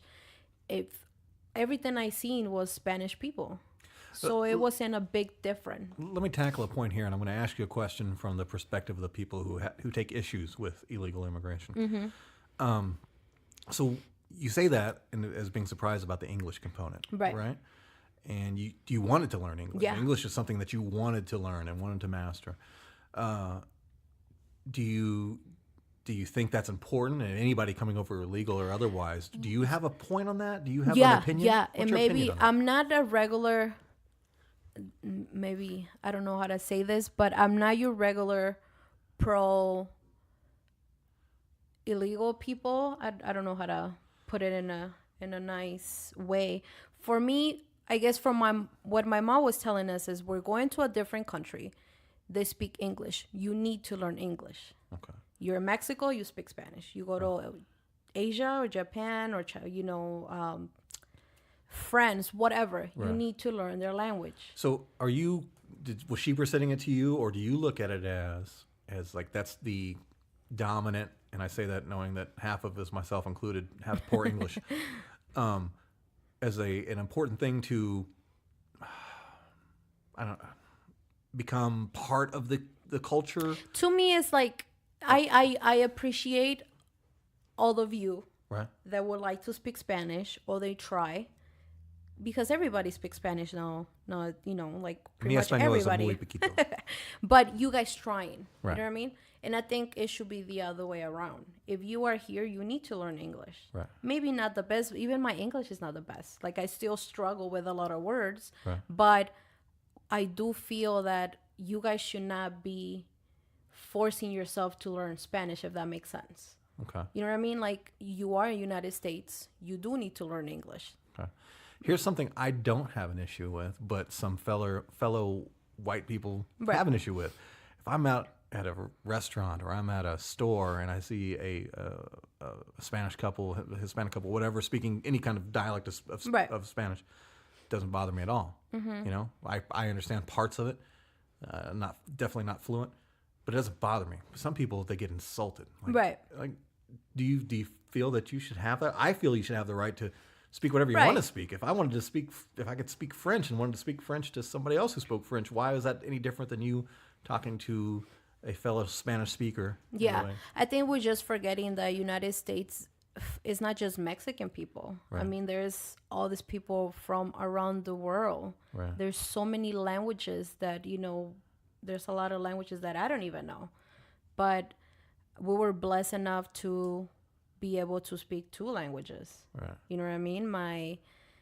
Even my kid speaks sign language. Right. Sometimes I'll be, learning from him. And I just feel that if I talking in Spanish next to you, it shouldn't matter to you. Maybe Right. I do get a point that people might think that we're talking shit about other people. Right. Same thing Well, when, you know what? That's ignorance, though. That's the Well, ignorance yeah. right there. It's like, oh God, I hope they're not saying anything about me. Well, Right. fucking learn the language then. You Yeah. want to learn what somebody's saying in Spanish? Fucking learn Spanish. That's not a thing to me. If you're paranoid about somebody talking to you, look at yourself. Yeah. Don't give them a reason to talk about you. Yeah, and something like obviously, that. it's not, we're not talking about you guys all the time. I mean, but Well, I don't know. Whenever Spanish ladies see me, it's always look at that handsome yeah. guy in Spanish. yeah, okay. But yeah, obviously, I do feel that they do need to learn English. But I mean, Spanish is my first language, and even a lot of things I have to I think about it in Spanish in my head, and then I need to kind of translate it first, and then I'll say it in English. So I mean, I don't know. Okay. I don't know, but I'm just curious, just your take. yeah, no, I mean, like I said, I'm not I have a lot of friends, especially and where I worked, and they're like, well, Oh, well, here, and we'll move on. But you wanting to speak Spanish or you speaking Spanish is not like, and you can't speak for every Mexican person in this country, but I'm going to assume it's not because you're trying to be insulting to English speaking people. Right. You're not trying to be you're not trying to disrespect the country. You're not trying to do any of that. And these are all excuses they actually say. Well, you're here. You got to respect the country by speaking the Right. language. Which is the dumbest fucking thing in the world. But that doesn't cross your mind. Again, I've known you for many years. right. I've never heard you say anything ill about anybody, much Right. less the country. Yeah. Okay. No, and obviously, this is my own personal opinion. We should be. Oh, I'm thankful that this is the country where, it gave me the life that I have. Right. You know what I mean? Like, I was brought. Maybe it was not my choice to come over here, but if anything was better than what we had. Right. And to be honest, looking at pictures from the family up there, I'm glad that my mom brought us over here. Really? You know what I mean? Like, I look at them or I see them and I'm like, fuck, that would have been my life if my mom would never had the balls to come here with 4 kids. Huevos. Yeah. And I know a lot of friends in the Hispanic community that they come by themselves, dads or moms. And it's a low percentage of a woman that comes back for their kids. Like I said, they'll send money and they have their kids up there. They go to school there, blah, blah, blah, blah, but they never come back. Wow. So it's very, I will be forever grateful to my mother that she didn't forget about us. Right. And it was so simple for her to say, I just keep sending them money. They'll be okay. Right. But no, she wanted us to be with her. And like I said, now as a mom, I totally get it. And that's not always, I want to clarify just because, from knowing you and knowing other Mexican families, it's not that they don't go back because they don't want to or they can't, but sometimes things happen, financial things, legal things, that it just becomes impossible. So oftentimes, like you're describing, like they, start a new family, find a new love in their life, start a new family while still maintaining another family. Yeah. Back in Mexico. And I mean, like I said, let's not forget that she took a risk. Yeah. What about if we didn't left that motel? Then her better life with 4 kids would have ended right there. Right. You know what I mean? We were blessed enough that we made it, and she made it with 4 kids, and we're still here. But not everybody has the same luck. Right. So, yeah. All right. So we're getting close on time. Yeah. I know you're limited on time. So just kind of wrap up California for me. Why, original plan was to be there. Right. Was it a multiple? You said basically 3 reasons were why made you guys want to have to move from there. Can you tell me as much as you can of that? So, I've like I said, you already know from my story. I've been very aware. I've been very mature for my age. So, this uncle, started getting. So I was about 8, 9. I turned 8, 9, 10. I got my period by 10. 2 years later, I started seeing things that I didn't like. Let's not forget that we couldn't walk out by ourselves. School was horrible. I was hanging around with the bad people. I was not learning any English. So my mom, what she had in mind for us was not happening. So I could tell that she was not happy, but she was doing the best that she could. And then,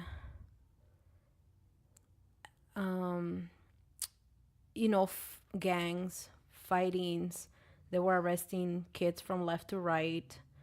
But the biggest thing that happened was that as soon as I hit my period, this uncle started getting a little physical. Okay. So, blood relative uncle or no, they're not. They're cousins, but they're not blood related. Okay, gotcha. So, not that it would make a difference, but right. Yeah, just clarification. So by then, obviously, I didn't want to tell my mom. There was never rape. I want to make that clear. There was never raped. But there was I could see him watching through the shower. You know what I mean? Like right behind the window, trying to catch when I go in the shower. Okay. Or at night, I'll see him standing on the corner just looking. So little things like that obviously I was like, okay, something's going on. But my mom has really bad luck with guys. My mom had another sister here in California, and he also cheated on my mom with her sister again. So I told my mom, you know what, he's messing with your sister. So she believed me right away, and that was my way for me to make him leave without saying what he was doing to us. Okay. And I said to us, to me and my sister, but like I said, there was never actual rape. There was no touching. There was more like he looking, or he did masturbate one time in the dark. Now that obviously I know what it is. Right. So I was getting very, very scared. Right. But It to could have been me- something he could have been working his way up to. Oh yeah. And to be honest, and to this day, he has the record of like doing that to girls. Oh, Jesus. So I'm pretty sure if we would have stayed, something else would have happened. Oh Right. yeah, definitely. So to me, even though I knew it was gonna hurt my mom, was the perfect scenario for her to leave him, and that's exactly what happened. They broke it off, so he left. We moved to another place. But he was still bothering my mom. He was still trying to get back with her and all this crazy stuff. So then my mom met another guy. But he was not going to stay in California. He was going to come to Minnesota. Okay. So again, one of those stories that my mom said, you know what, fuck it. I think I'm going to leave. That was her plan, right? So then couple days before she would say yes to this guy, like I said, drive-bys were like nothing. Right. To us was normal. Yeah, at that time it was like a war zone. Yes, we were in. to us was normal. Right. It hadn't hit us close that you will be like, okay, this is it, and it did. So there was a drive-by. They shot the house. Obviously everybody was targeting scared. your house? Targeting our house. Okay.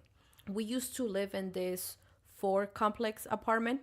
Okay. We used to live on the bottom part. So I don't know, they were targeting somebody. Oh, they on didn't the have top. beef with your family No, specifically. No. Okay. It was just more with the people that they were living Right. upstairs. Obviously drugs, I mean, that was like nothing. Right. Like I said, I was already getting bad. I was already hanging out with, bad kids at, 11 years old. I was already not listening to my mom. Like, she knew that I was already You going could have on started the your route. own. You already knew how to shoot guns and My shit. God, You could have had your have own no gang. idea. Yeah. I got so many fights in school. Like, she knew that I was not on the right path. Right. So my mom got up freaking out, and the bullet hit my little brother's pillow. Like, he was sleeping right here, and the bullet went like right next to his face. Your youngest brother. My youngest brother. Holy yeah. shit. So then my mom said, I'm done. This is not what I wanted for you guys. Obviously, she's acting bad. The other one are going to follow. So Right. she was working 3 jobs, so she was barely at home. I was the one 3 jobs. taking care of my siblings again. So Real quick, do you know just basically the types of the 3 jobs that yeah, she was yeah. having? She used to be cosmetology. She used to be a teacher in Mexico, so she knows how to cut hair, all that. Oh, so nice. she was working in a barber shop. Right.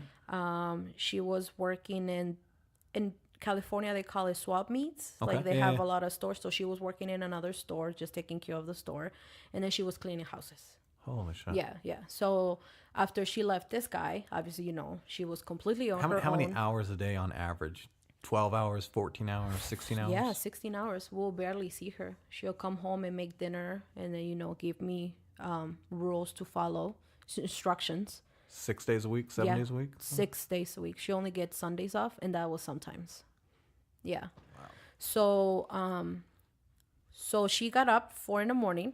And let's bring this into the conversation too, because this is an important thing we want to talk. At this point, are you getting any kind of legal or financial aid No in help. any kind of way no help from the United States nothing taxpayers at all. that Nope. are so concerned The about only this? thing that she was able to get back then was the IT number that they call it now. It's basically like a social security number, but they call it an IT number. Okay. That's just for you to do your taxes and all that stuff. Gotcha. You don't get no help or nothing. And I'm pretty sure she could back then. In California, they do have a little more freedom of things. Right. But I think she was so busy working that I don't think she knew. Am I right to assume that she was paying at least some taxes on one Oh, of those yeah, 3 yeah, jobs? no, for sure. Right. The last job cleaning houses, she was getting paid cash because obviously, it Right. was with this lady that she met. But the barber shop and the other house, she was getting paper checks. Okay. Paper checks, they are going to take taxes away. Yeah, for sure. She was being paid taxes and she came here. Okay. Yeah. Paying taxes in, not getting No. returns or Nothing. at the end of the year. And she could have claimed taxes with the IT number, but she didn't know any better. So she didn't claim anything. So just to hit that point a little bit harder, not only are they paying taxes when they take a job that pays them with a check and things like that. That's not every job, but majority of the jobs. They pay additional taxes because there's no refunds. There's no tax. There's no filing your taxes when you coming on either a fake ID to get a job or the number you described. So that's another. I just like to tackle these complaints that people have. A lot of people don't understand that we do pay taxes. Right. Taxes. We pay more tax because we don't get in person, return everything that maybe a U.S. citizen will get. Exactly. Oh, no way. Right. What? And not only do you not get that return, not get those taxes, then you don't have you can't. Some states are different. You can't access as much of the people call the freebies. Right. Tax funded programs. I don't know how California works. Obviously, it was still too young. But for example, here in Minnesota, if you don't have a social security number, you don't get food stamps. So if you don't get Section 8 or you don't get, they help you to pay your rent or things like that. If you don't have a social security number, you don't get any of that stuff at all. And when I hear that, and I know that, because like I said, I know you and I've known other people, there's no better example of like coming to being a self-made American than a lot of the stories like you have and like other people have, is because you're doing it with no help, right? Mm-hmm. I, as a citizen, if times get rough, I can go get some food stamps, or I can go, whatever, and so even if I do it on my own, I'm still got that safety net. Mm-hmm. And you're like kind of a modern version of like the settlers were when they came in. They either did it on their own or they didn't do it. Right. And let's not forget also that we didn't have any family. Right. You know what I mean? Like my mom was the first brother or sister of a family that she came to United States. Right. She helped everybody else to came here, but she was the very first one who took the initiative to say, I want something better for them. Okay. So, long story short, she made us get up and pack the little backpack with clothes. And I don't know how she did it, but she sold everything the next day. And then within 2 days, we were on the Greyhound coming to Minnesota. Any issues with getting Greyhound transportation at this time? No. At that Just time, buy a ticket and get on. Yep. Yeah. Buy a ticket. Now it's different. Now you have to be careful. I know that now they can stop you and ask you for anything. Right. But back then was simple. We got on the Greyhound and then we came to Minnesota. Right. Yeah. And then when we came to Minnesota, obviously it was in 1999, 2000, I believe. So there was not a lot of Hispanic people were not around a lot. You had to learn English because everybody spoke English. I saw my first white people here. Right. I was like, oh my gosh, she's so pretty. Super white people in Minnesota. Yeah. And they were very nice. Like I will tell you, like every single people that we encountered here in Minnesota, they were very, very nice to us. Okay. So back then I didn't know what racism was. Right. Because I didn't deal with it at that age. Even know the concept at that time? At that time, no. Okay. At that time, I was just very excited that we finally came to United States. To me, that was my United States stop. Minnesota. Right. California was like not so much. Mexico adjacent kind of thing. Yeah. So we came to Minnesota and same thing. My mom had to work on another 3 jobs to, provide a life for us. Then we went to school. Schools was very much better. Mm-hmm. I was the last one to learn English. My brothers and sisters got it right away. For me, it was very difficult. I understood everything, but I was not able to speak as fast as they did. But overall, it was way better. Just seeing the snow for the first time was just like magic. We didn't have the right shoes or sweaters, but we were outside playing in the snow. Right. Yeah, it was very, very awesome. Uh-huh. But yeah, I mean, obviously you're going to school, you're still young, but you still don't get the same benefits, the same ideas or the same goals that if you're in high school, Right. you will have to go to college or to be with your friends, or like I was still at home taking care of my brother and sister while my mom worked. Are you dealing with or appreciating the risk still involved in being here, as in knowing that maybe at the time when you were younger that it wasn't as a serious thing as it is today, as we're talking today? It's a serious thing, dealing with ICE and what have you. Yeah. Did you have any concept or concern about that part of it at your first in Minnesota, where you're like, No, you not got to worry about making sure people think that we're born here, not until I hit high school. Okay. Middle school was still very good, I guess. Kids were good. We were not being treated any differently. I know my mom had a hard time putting us in school. I remember they were asking for a lot of things that in California was so easy, but here in Minnesota was not so easy. Okay. But I don't really. Can you give me an example? What do you? For example, in California, it was so easy to go to school. Okay. Here it is easy, but they ask for birth certificates. They ask for all this information, as you need to be vaccinated, so all the shots. They needed dad's permission for something, so she needed to clarify that he was not here. So I know she had a rough time putting us in schools. It was not as easy as in California. Right. But it's not difficult, but they do ask more questions. Gotcha. than California, for sure. But back then, like I said, everything was fine until I hit high school. High school, that's where I kind of started noticing things that I was like, oh my God. Now you're talking noticing things as in just basic roadblocks to getting things done, to getting into school, to stuff like that? Or are you talking about social issues as far as? No, I think that's where, they started making jokes. They started, if you were in ESL classes, they automatically thought that, you were illegal. Right. If we'll speak Spanish, they'll say, now she's speaking Mexican, or everybody thinks that they're Mexican. I had a lot of friends that they were from Puerto Rico, Right. or, Honduras, but everybody thought everybody was Mexican. Of course. Obviously in high school, you get the blacks, the whites, the Mexicans, and the Asians. Right. That's always going to be like that. So they automatically assume that, you're some type of illegal. What was your first really negative experience in that regard, be it person to person, as discrimination or insulting slurs? What was the first, like, your moment, like, holy shit, I'm in America now, and this is a reality? In my freshman year, high school, I think that's where freshman year for me was the worst, just because where people were so cruel. They were already, like I said, making jokes.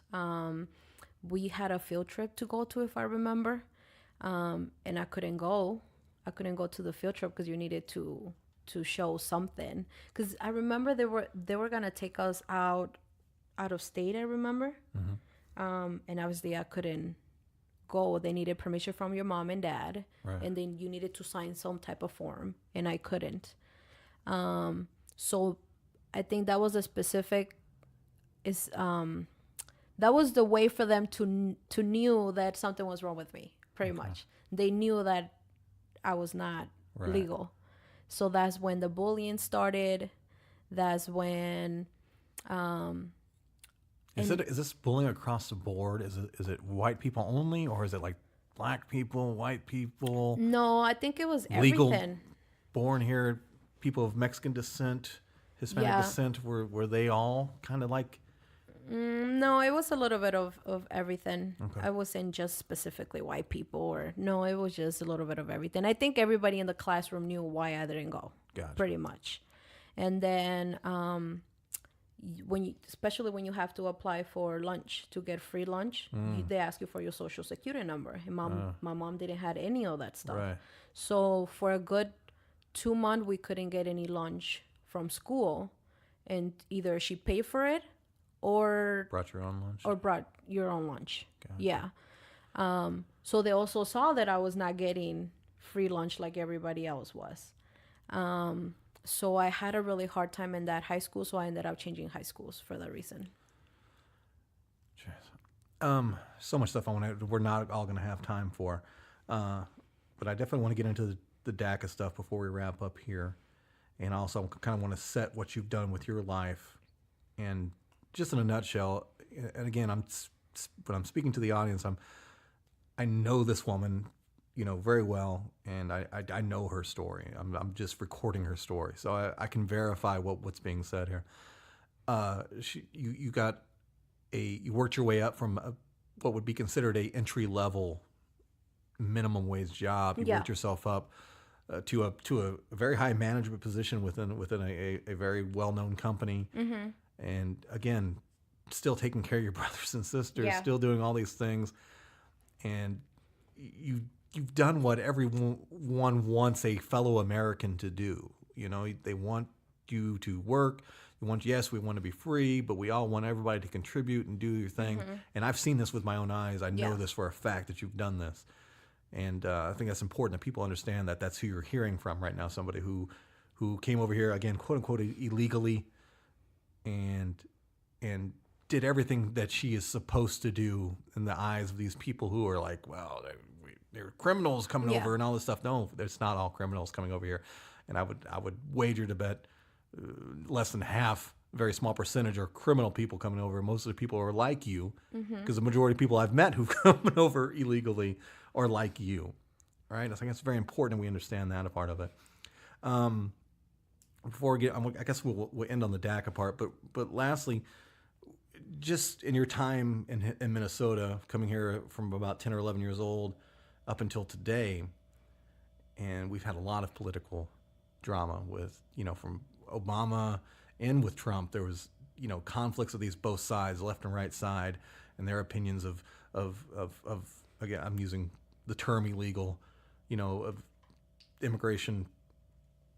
People's attitudes have changed, or people have become more vocal. Have you experienced a change of just specifically white people, I'm going to say, but anybody, do you feel more aggression? Oh yeah. Okay. So can you give me an example of that, or your take on that, and how it changed in your years being here? yeah, no, for sure. I think that going back, right, at my freshman year, obviously now you'll want to experience what everybody experienced in high school, go to prom or go to a football game and stay after school, do your projects. But I couldn't do any of that because I needed to help my mom at home, So I already knew that going to college was not an option for us. And if it was going to be an option, it was going to be very expensive. And obviously, I guess, in a way, I didn't want to cause any more problems to my mom because obviously she was still a single mother with 4 kids, working 3 jobs. I was not going to come and say, hey, and like I said, school, I'm not very smart in school. I think my other brother and sister are very, very good at school. I think I'm more better, how do you call it, on there's book smart and street smart, right? Yeah. I'm more of a street smart than my brother. I would argue you're pretty smart on both levels, but I'll let you say. Yeah, but so I already knew going to college was not an option, just because, and if it was an option, like I said, it was going to be very expensive. So I tried to do the best that I could. Then I found this job and I started my way up, and I got to a level where I was getting paid really good. Right. I had a company car. I had really good money. And I tried to do the best that I could. I was paying taxes. Right. Everything was again good. Like your mom did in California, paying taxes that you weren't able to file for returns on. Yeah, and your situation with your family, you being the mom, you were don't forget that we did got an IT number from California. Mm-hmm. Okay, it's almost like a social security number. So you are marked when you come in. Right. With that number, you can do your taxes. Okay. You're not gonna get the same thing that other people do, but you get some.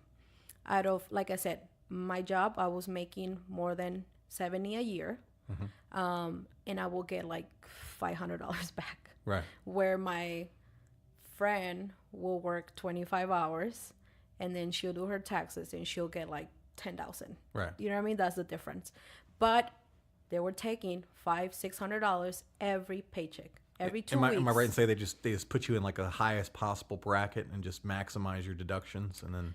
Well, first of all, I didn't have any dependents, right? So it was, Because you couldn't count your brothers and sisters. Oh no, not at all. No. Oh, but you're still taking care of them. Oh yeah, but I was still taking care of them. Holy Correct. shit. So, but when you did taxes, you could put whoever you were taking care of. So that helped you to not pay more taxes at the end of the year. Now my situation was a little bit different because I was not considered middle class. I was already considered high, like in the high level pretty much. High middle. Yeah. So my sister and brother will help me so I wouldn't have to pay more than I was already getting paid or getting taken off every 2 weeks, if that makes sense. Yeah.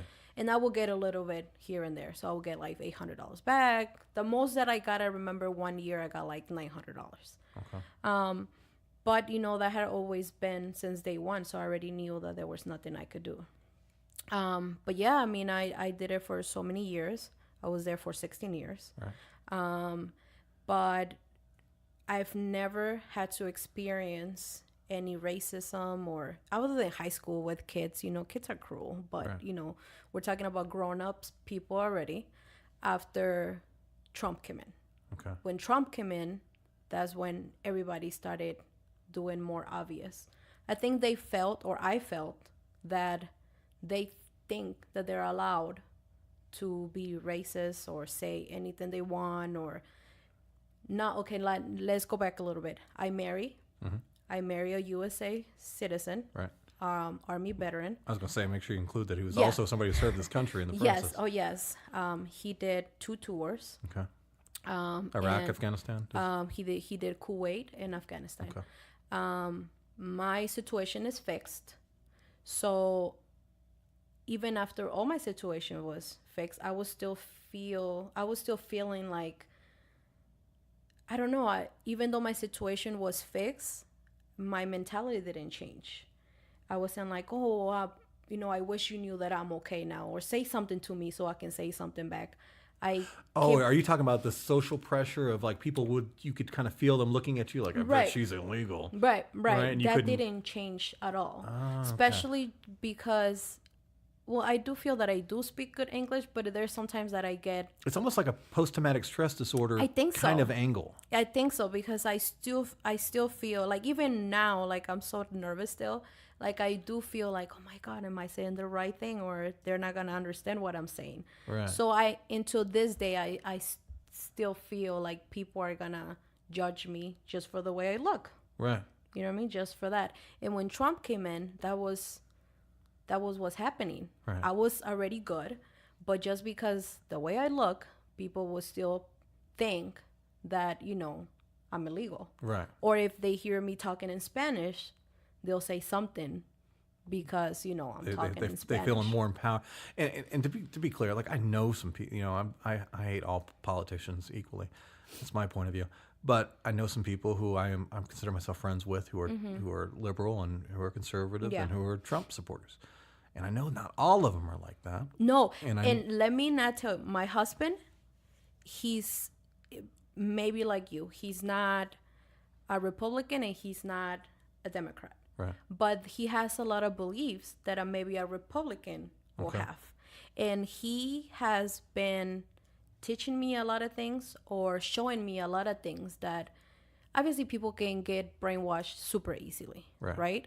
But there are a lot of things that I fully didn't understood until he came in, and he'll tell me here and there little things. But not everybody's like that. Like I know for a fact that not all the Trump supporters are racist. Right. They're not. That's something I wanted to make sure. Yeah. But that said, the racist people out there are also Trump supporters. Like I have yet to meet somebody who is not, Yeah, I just felt that they felt that it was okay, if that makes sense. Yeah, and I know exactly what you're saying. It's something my I've husband is half African American, right? Okay. And he's half white, half African American. He's half of African American family. Obviously, there's a whole controversy with cops and the color of skin and all that stuff. So I get it. Right. But then I go to his wife side of the family, and they have very different mentality. They have very different views. But I do feel that it's more, how do I say this? The people that are racist, they did got more open as soon as Trump went to office. Really? As soon as Trump said, Even within the family. yeah, even with the family, yes. As soon as Trump said, Mexico only brings rapists and criminals, I felt that everybody started thinking that. Like, even on his whole family, like, I can tell the second dinner that we had, Right. they were treating me differently. They were not the same that literally months earlier we saw. And they're like, oh, yeah, here, da da da. And then the second time that I met with them, it was a completely different vibe. Completely as in negative? As in As a negative, they looked yes. at you different. They Holy looked shit. at me differently, yes. And one of them will make different comments. And then my husband's like, you know what, we're not coming here ever again. Okay. So we stopped. So what I was getting ready to say now. Yeah. Do you think this is maybe just your perception? But if your husband is seeing it in the same way. Oh, yeah, that's yeah. his No, he family. saw it. Yeah, he saw it. And he said, did you look at that shit? And I'm like, yeah, I felt it. I mean, obviously, it was towards me. Can you, and if you're not comfortable, I understand. Mm-hmm. Can you give me a specific example of something that was said in that? For it was just for it was just texture. a specific example. For example, one of my uncles came to Minnesota from California. Okay. They came here for our wedding, and they loved it because obviously Minnesota, from what South Central looks like, is very different. Very different. So when they came for our wedding, Right. they were in love with Minnesota. So then they talk to us and they say, hey, we're trying to move my whole family over there. Right. And I'm going to make this clear. My uncle is legal Right. because he married, his wife. So all his family is legal. Right. But the second time that I'm telling you, this family came over to our house. We had a family together, a family dinner. Okay. So I introduced my uncle to everybody. Right. My uncle and his family may not look like, and this is what, people, their stupidity of how you look, that's how they judge you. I'm a white Mexican, you can say. My skin is white. My family is more on the dark side. Right. So if you look at them, I can tell you that they're like, oh shit, they're from Mexico. Right. You know what I mean? They have that appearance. Right. So they came in, I introduced them to everybody, and they say hi to everybody. And I can tell that they looked at them a little bit different. Right. And then we were serving dinner, blah, blah. And then my uncle, I'm sorry. My husband was telling them, oh, this is her family. They came from California. They're moving down here. And then he said something like, oh, great. More people over here. Little comments like that. Okay. And then not like directly insulting, but right, but subtle, and not little... to him. They just said it under their breath, right? Just a little bit. So then my husband kind of made a face like, what? So then, anyways, I didn't hear that part, right? Because if I would have heard it, maybe I would have said something, right? But then my husband told me. He said, hey, just so you know, I think there's something going on downstairs. If you hear something, let's just not say anything, and then I'll fix it. So I'm like, okay, what is he talking about? So he told me what his uncle said. So then automatically I'm, in defense. I'm like, okay, this is bullshit. Like, what are you talking about? But anyways, we kept going. And then the little kid, my nephew doesn't speak any Spanish at all. But my uncle's trying to make them learn Spanish. So then he said something like, no, now say it in Spanish. And then he attempted to say it in Spanish. And then I jumped in and I said, no, this is how you say it. And then the uncle made another comment like, well, why do you want your kids to learn Spanish? They're here. Right. And then he kind of make another comment. He said, but if they just came, how, he doesn't speak Spanish? And that's what my uncle was my husband was like, they come from California. What are you thinking? That they just crossed the border? They just automatically or what? assume that they just... And then he's like, oh, no. Well, I'm just saying. And then that's when my husband was like, we had enough.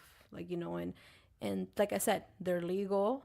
They're, they just looked more Mexican than I am. Right. So, but since God, they I came really in, appreciate your husband for doing that too. Yeah. Because it's hard when dealing with a family. You know, that's a conflicting. Yeah. It's not like a stranger on the street where you can just say, "Hey, fuck you, buddy." Yeah, no. And I know he had a lot of respect for his uncle, but he did have to tell them that it was time to go. So, and we already knew since they came in, because like I said, it wasn't very, they didn't hug me like other times. They didn't went to my kid and, you know, like the whole vibe was very different. Like, I don't even know how to explain it, but just the whole situation was very different than months before that. That's that. Like, it, you know, and This whole podcast is interesting, but that dynamic right there, Yeah. from your point of view, that could be an episode on itself of the mentality change, Yeah. regardless of what we're talking about, whether being, you know, mentality of whatever president being in office Yeah. and how it affects people in that way. Yeah. That's interesting. And obviously, I already knew they gross, voted but for it's interesting. Trump. You know, like they have Trump stickers in their cars, and you know the American flag. I already know they were very, not just because he voted for Trump, but he has always had American flags. You know, he has always been very, how do you say that word? Patriotic. There you go. Which I love it. You know, I mean, I don't mind it, of course. You know, I'm all for that. But as soon Am as I right to assume you're patriotic in a degree too? Yeah, Like, of course. You love your country that you're in now? And Yeah, of course. And like I said, I'm grateful to this country. I'm grateful for all the opportunities that we had, even though that they were not fully like I wanted, like a U.S. citizen kid will want it, you know, obviously. Right. But at the same time, you know, I don't know anything better than this. Right. If you send me back to Mexico right now, I don't even know where to start off. Right. Because, yeah, we do have family, but family that we haven't spoken in years. Right. We don't have a house. I don't know how the system is. I mean, I just know what I've been learning since 8 years old. Right. You know, so. Unfortunately, we're very, very at the end of the time that you have to do this. But can you just as quickly, I mean, it deserves more time than we're going to give it. Can you explain to people, a little bit about DACA, which is, as I had to look up, it's the Deferred Action Childhood Arrivals, which basically Right. was a policy put into law by Obama. Yeah. Right? A law that I appreciate. Like, again, I hate all presidents. There's not one I can look Yeah. at. I've got my issues with Obama as I do with Trump. But that being said, I really appreciated this kind of middle ground, even though I'm really mad at him because he was very. He did a lot of deportation and stuff under his presidency too. So let's get that on the record. And a lot of people don't see that, or they choose to ignore that. Exactly. Yeah. But this program right here was a great first step Yes. for the people who I think are the most victimized. Yes. And when we talk about immigration, people like yourself who, Right. for the most part, this is your world. This is Yeah. everything. So just give me your thoughts Yeah. on DACA. Obviously, my case is different because my situation was already fixed before that came in. Right. But for example, my younger brother and my younger sister, you know, they were a perfect example to get DACA. Right. And DACA, it's mainly for kids that it's the future of the United States. You know, they go to school, they want to go to college, you know, they have it. You're just, how do I put this in words? DACA was the perfect option, like you say, for kids like me that they come to United States without a choice. I didn't have a choice. Right. You know, they just said, I knew I had to go because what I was going through, but I didn't chose to come to United States. We could have gone to Hawaii, or we could have gone to, well, of course, but you know, sorry. but you know, any other country of the world. But Right. my mom decided, you know, United States. But Exactly. we just have to make the best that we could. Right. But DACA was the perfect thing for kids like me, to get some type of path, you know, to get citizen or a permanent resident card. That will be the first option for everybody. Right. And again, this is where my intimate knowledge of you guys and your family comes into play. You know, you're a brilliant woman yourself. Your sister is fucking brilliant.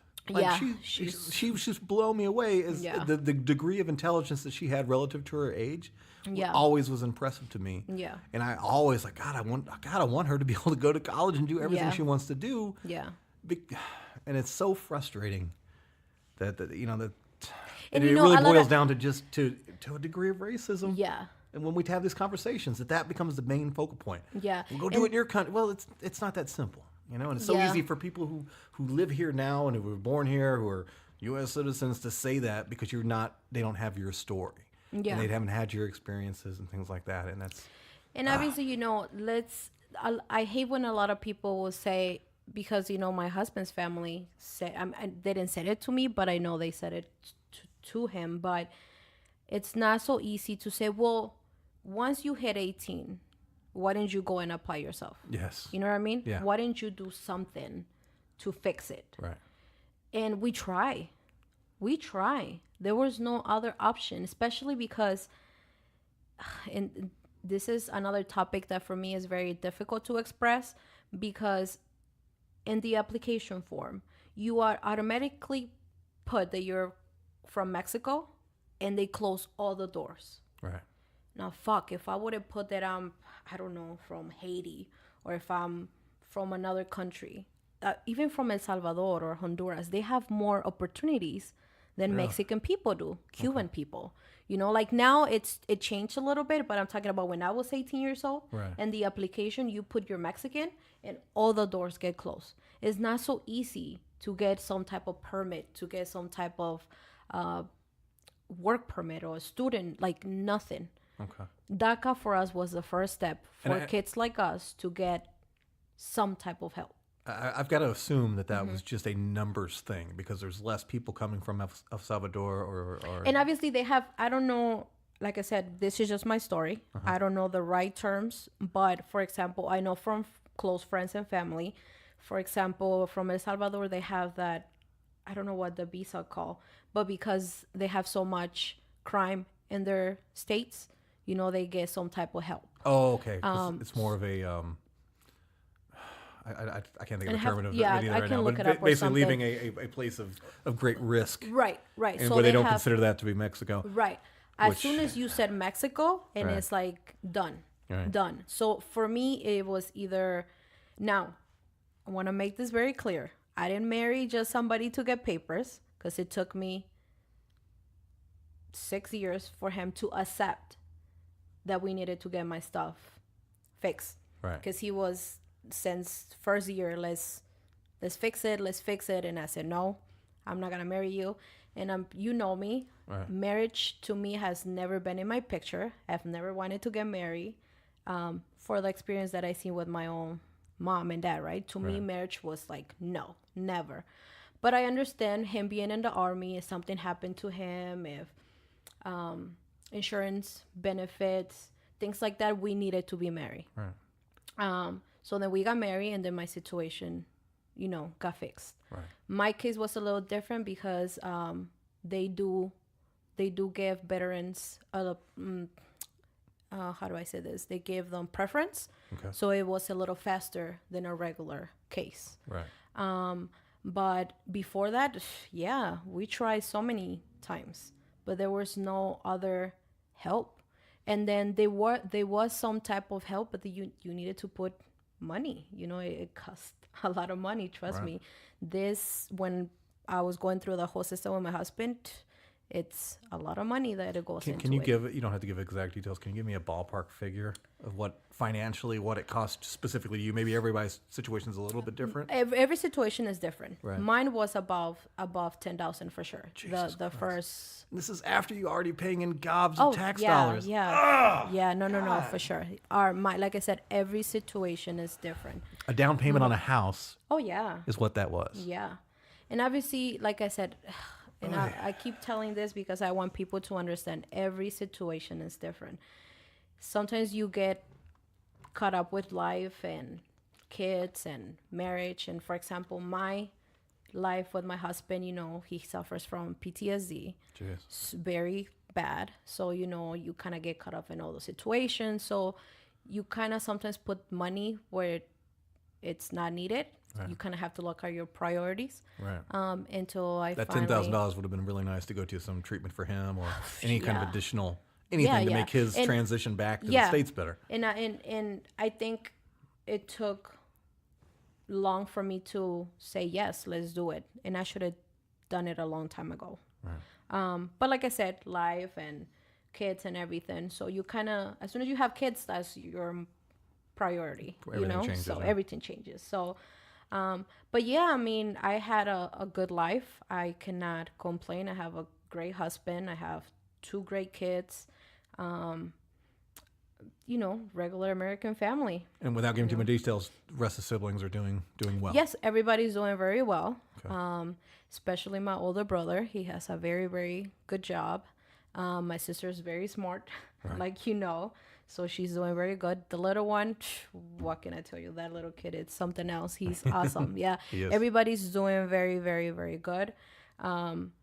Little side notes, and this is not just to put myself out there, but we try to do the best that we can. We volunteer. And so when we came to United States, when the 9/11 happened, Right. my mom went homeless. We went homeless for 2 months. We were in a shelter when 9/11 happened. And we were in a shelter called Casa Esperanza. Okay. It's for domestic violence. Okay. So we were living there for 2 months, I believe. Wow. And it was exactly when 9/11 happened, because I remember we were watching the news when that happened. We were in the shelter. Holy So shit. once we started getting money, once we started, growing up, and so my brother volunteers every year. He's a handyman, so he knows how to fix pretty much everything from cameras to everything. So we go and volunteer at the shelter. We do volunteers in every other place that you can think of. That's awesome. For my own experience with my husband, homeless people, 80% of the people is veteran Military people. veterans, yeah. And that I got to learn about weed, because weed for us, especially in my family, was drugs. Right. With my husband and the blessing that has been in our family, what PTSD looks like. Right. And what it is. And weed is medicine in this. Yes, and trust me, it's so frustrating to see or to hear people when they see someone begging for money and they don't really fully understand why. Right. Now, yes, there's a couple people that now they just do it for fun, and there's a couple people that they're perfectly healthy, that they can find There's a at job. least one person in the room right now that does that. Right. But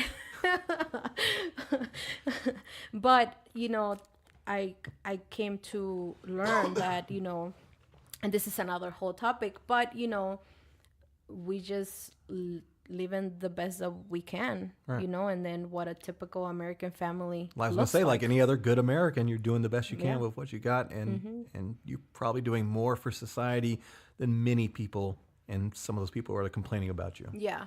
Oh, yeah, no, for sure. And that's just the most frustrating thing, that they see you, that you look Hispanic, and they automatically think that you're Mexican, number Right. one, and then that you're illegal, number two, and that you're just here for free. Right. I hate when people's like, oh, what did they come here? We're gonna have to take care of them and blah blah blah blah. And it's like, well, not everybody. I do understand that there's a lot of bad people. I do understand that there's a lot of illegal people that they come here just to fuck shit, Right. to fuck things up. Right. But And sometimes fuck shit too. but from my own experience and family and friends, it's been more in a positive note than a bad note, and to me, like I said, from my husband, he's half black, he has family that are like the typical African American guys, that they're lazy and they don't do anything, but then his family, most of them are pretty good people, they're Right. not just gangbanging outside Just of to the clarify, doors. with the language barrier, you're not saying typical. It's typical of black people to be like. He's got some that are. What you're saying is, Right. I just want to clear. Somebody's going to pick that Yes, up. yes. You're saying that he's got some. Just like anybody else. There's Right. lazy white people. There's lazy Yeah. black people. There's Yeah. lazy every kind of people. Yeah. Yeah, because that's my English. Sorry. and good for him. Because God, he's seen so much in his racial dynamic of Yeah. who he is. Yeah. Than you in his life, and there's a lot of experience between the both of you guys. Yeah. That's And okay. obviously, he had a rough childhood as well, like everybody else. But it's, I don't know. I mean, like I said, there's always one bad apple Right. somehow, somewhere.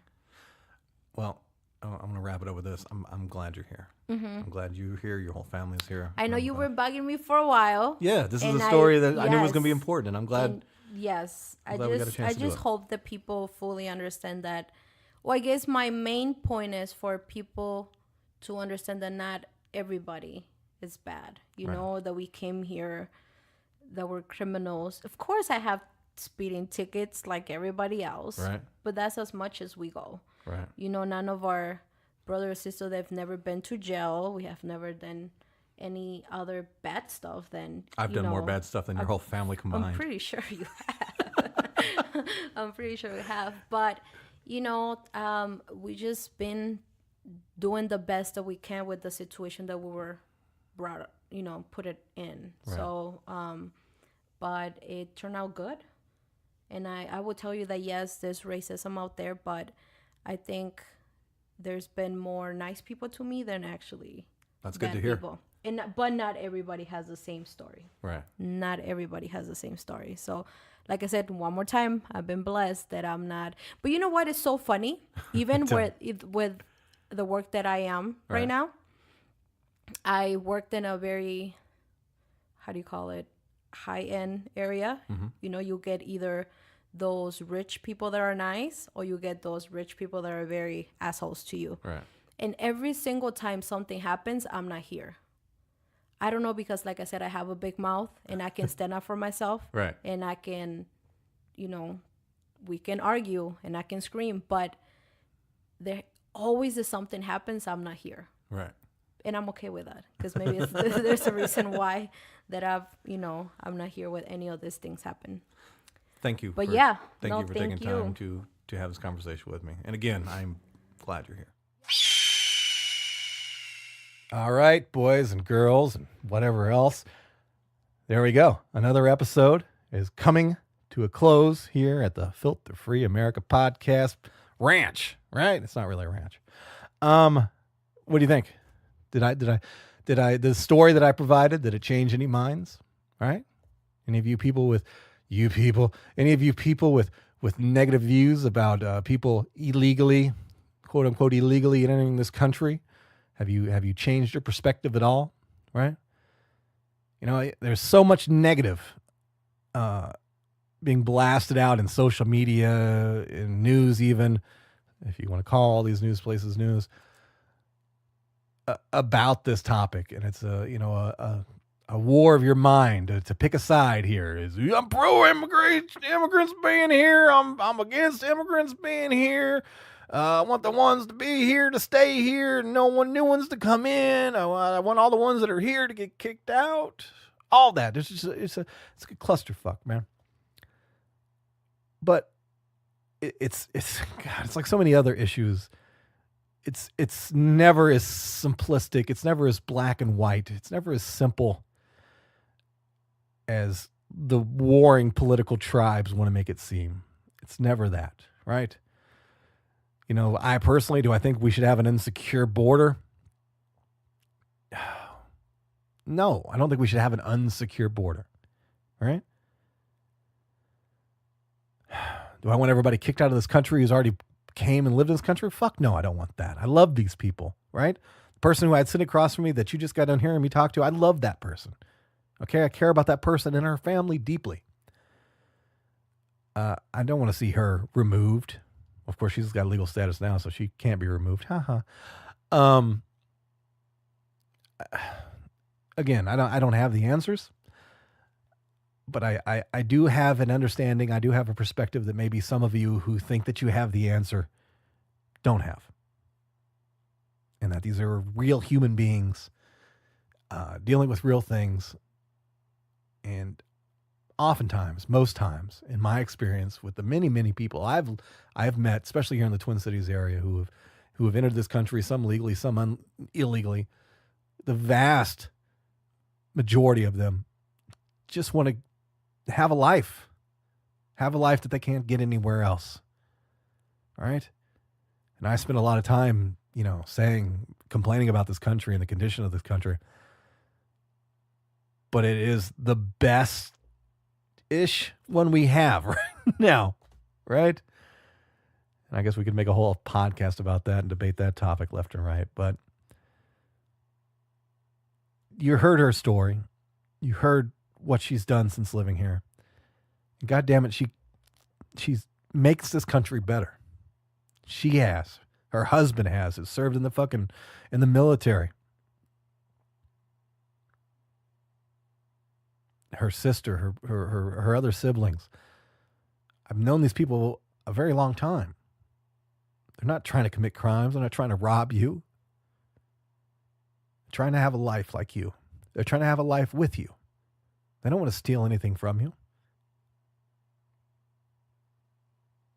The woman you just got in here, you just got done listening to would be one of the first people to give something to you.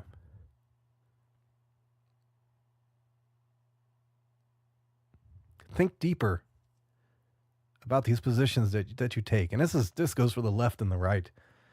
And again, another example of why I hate U.S. politics in general, but this tribalistic divide that we have here, because there's no nuance to it. It's one or the other. Pro-abortion, against abortion. Pro-immigration, against immigration. Pro-war, anti-war. Pro-drone, anti-drone. Whatever, pick your topic. And it's always this unnuanced, simplistic take, simplistic view.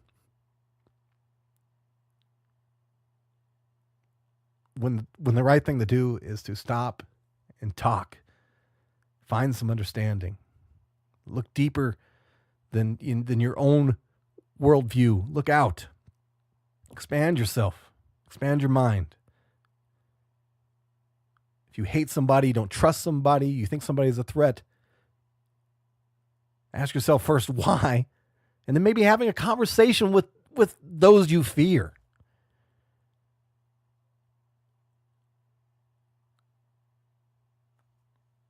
I can't think of anyone listening to this story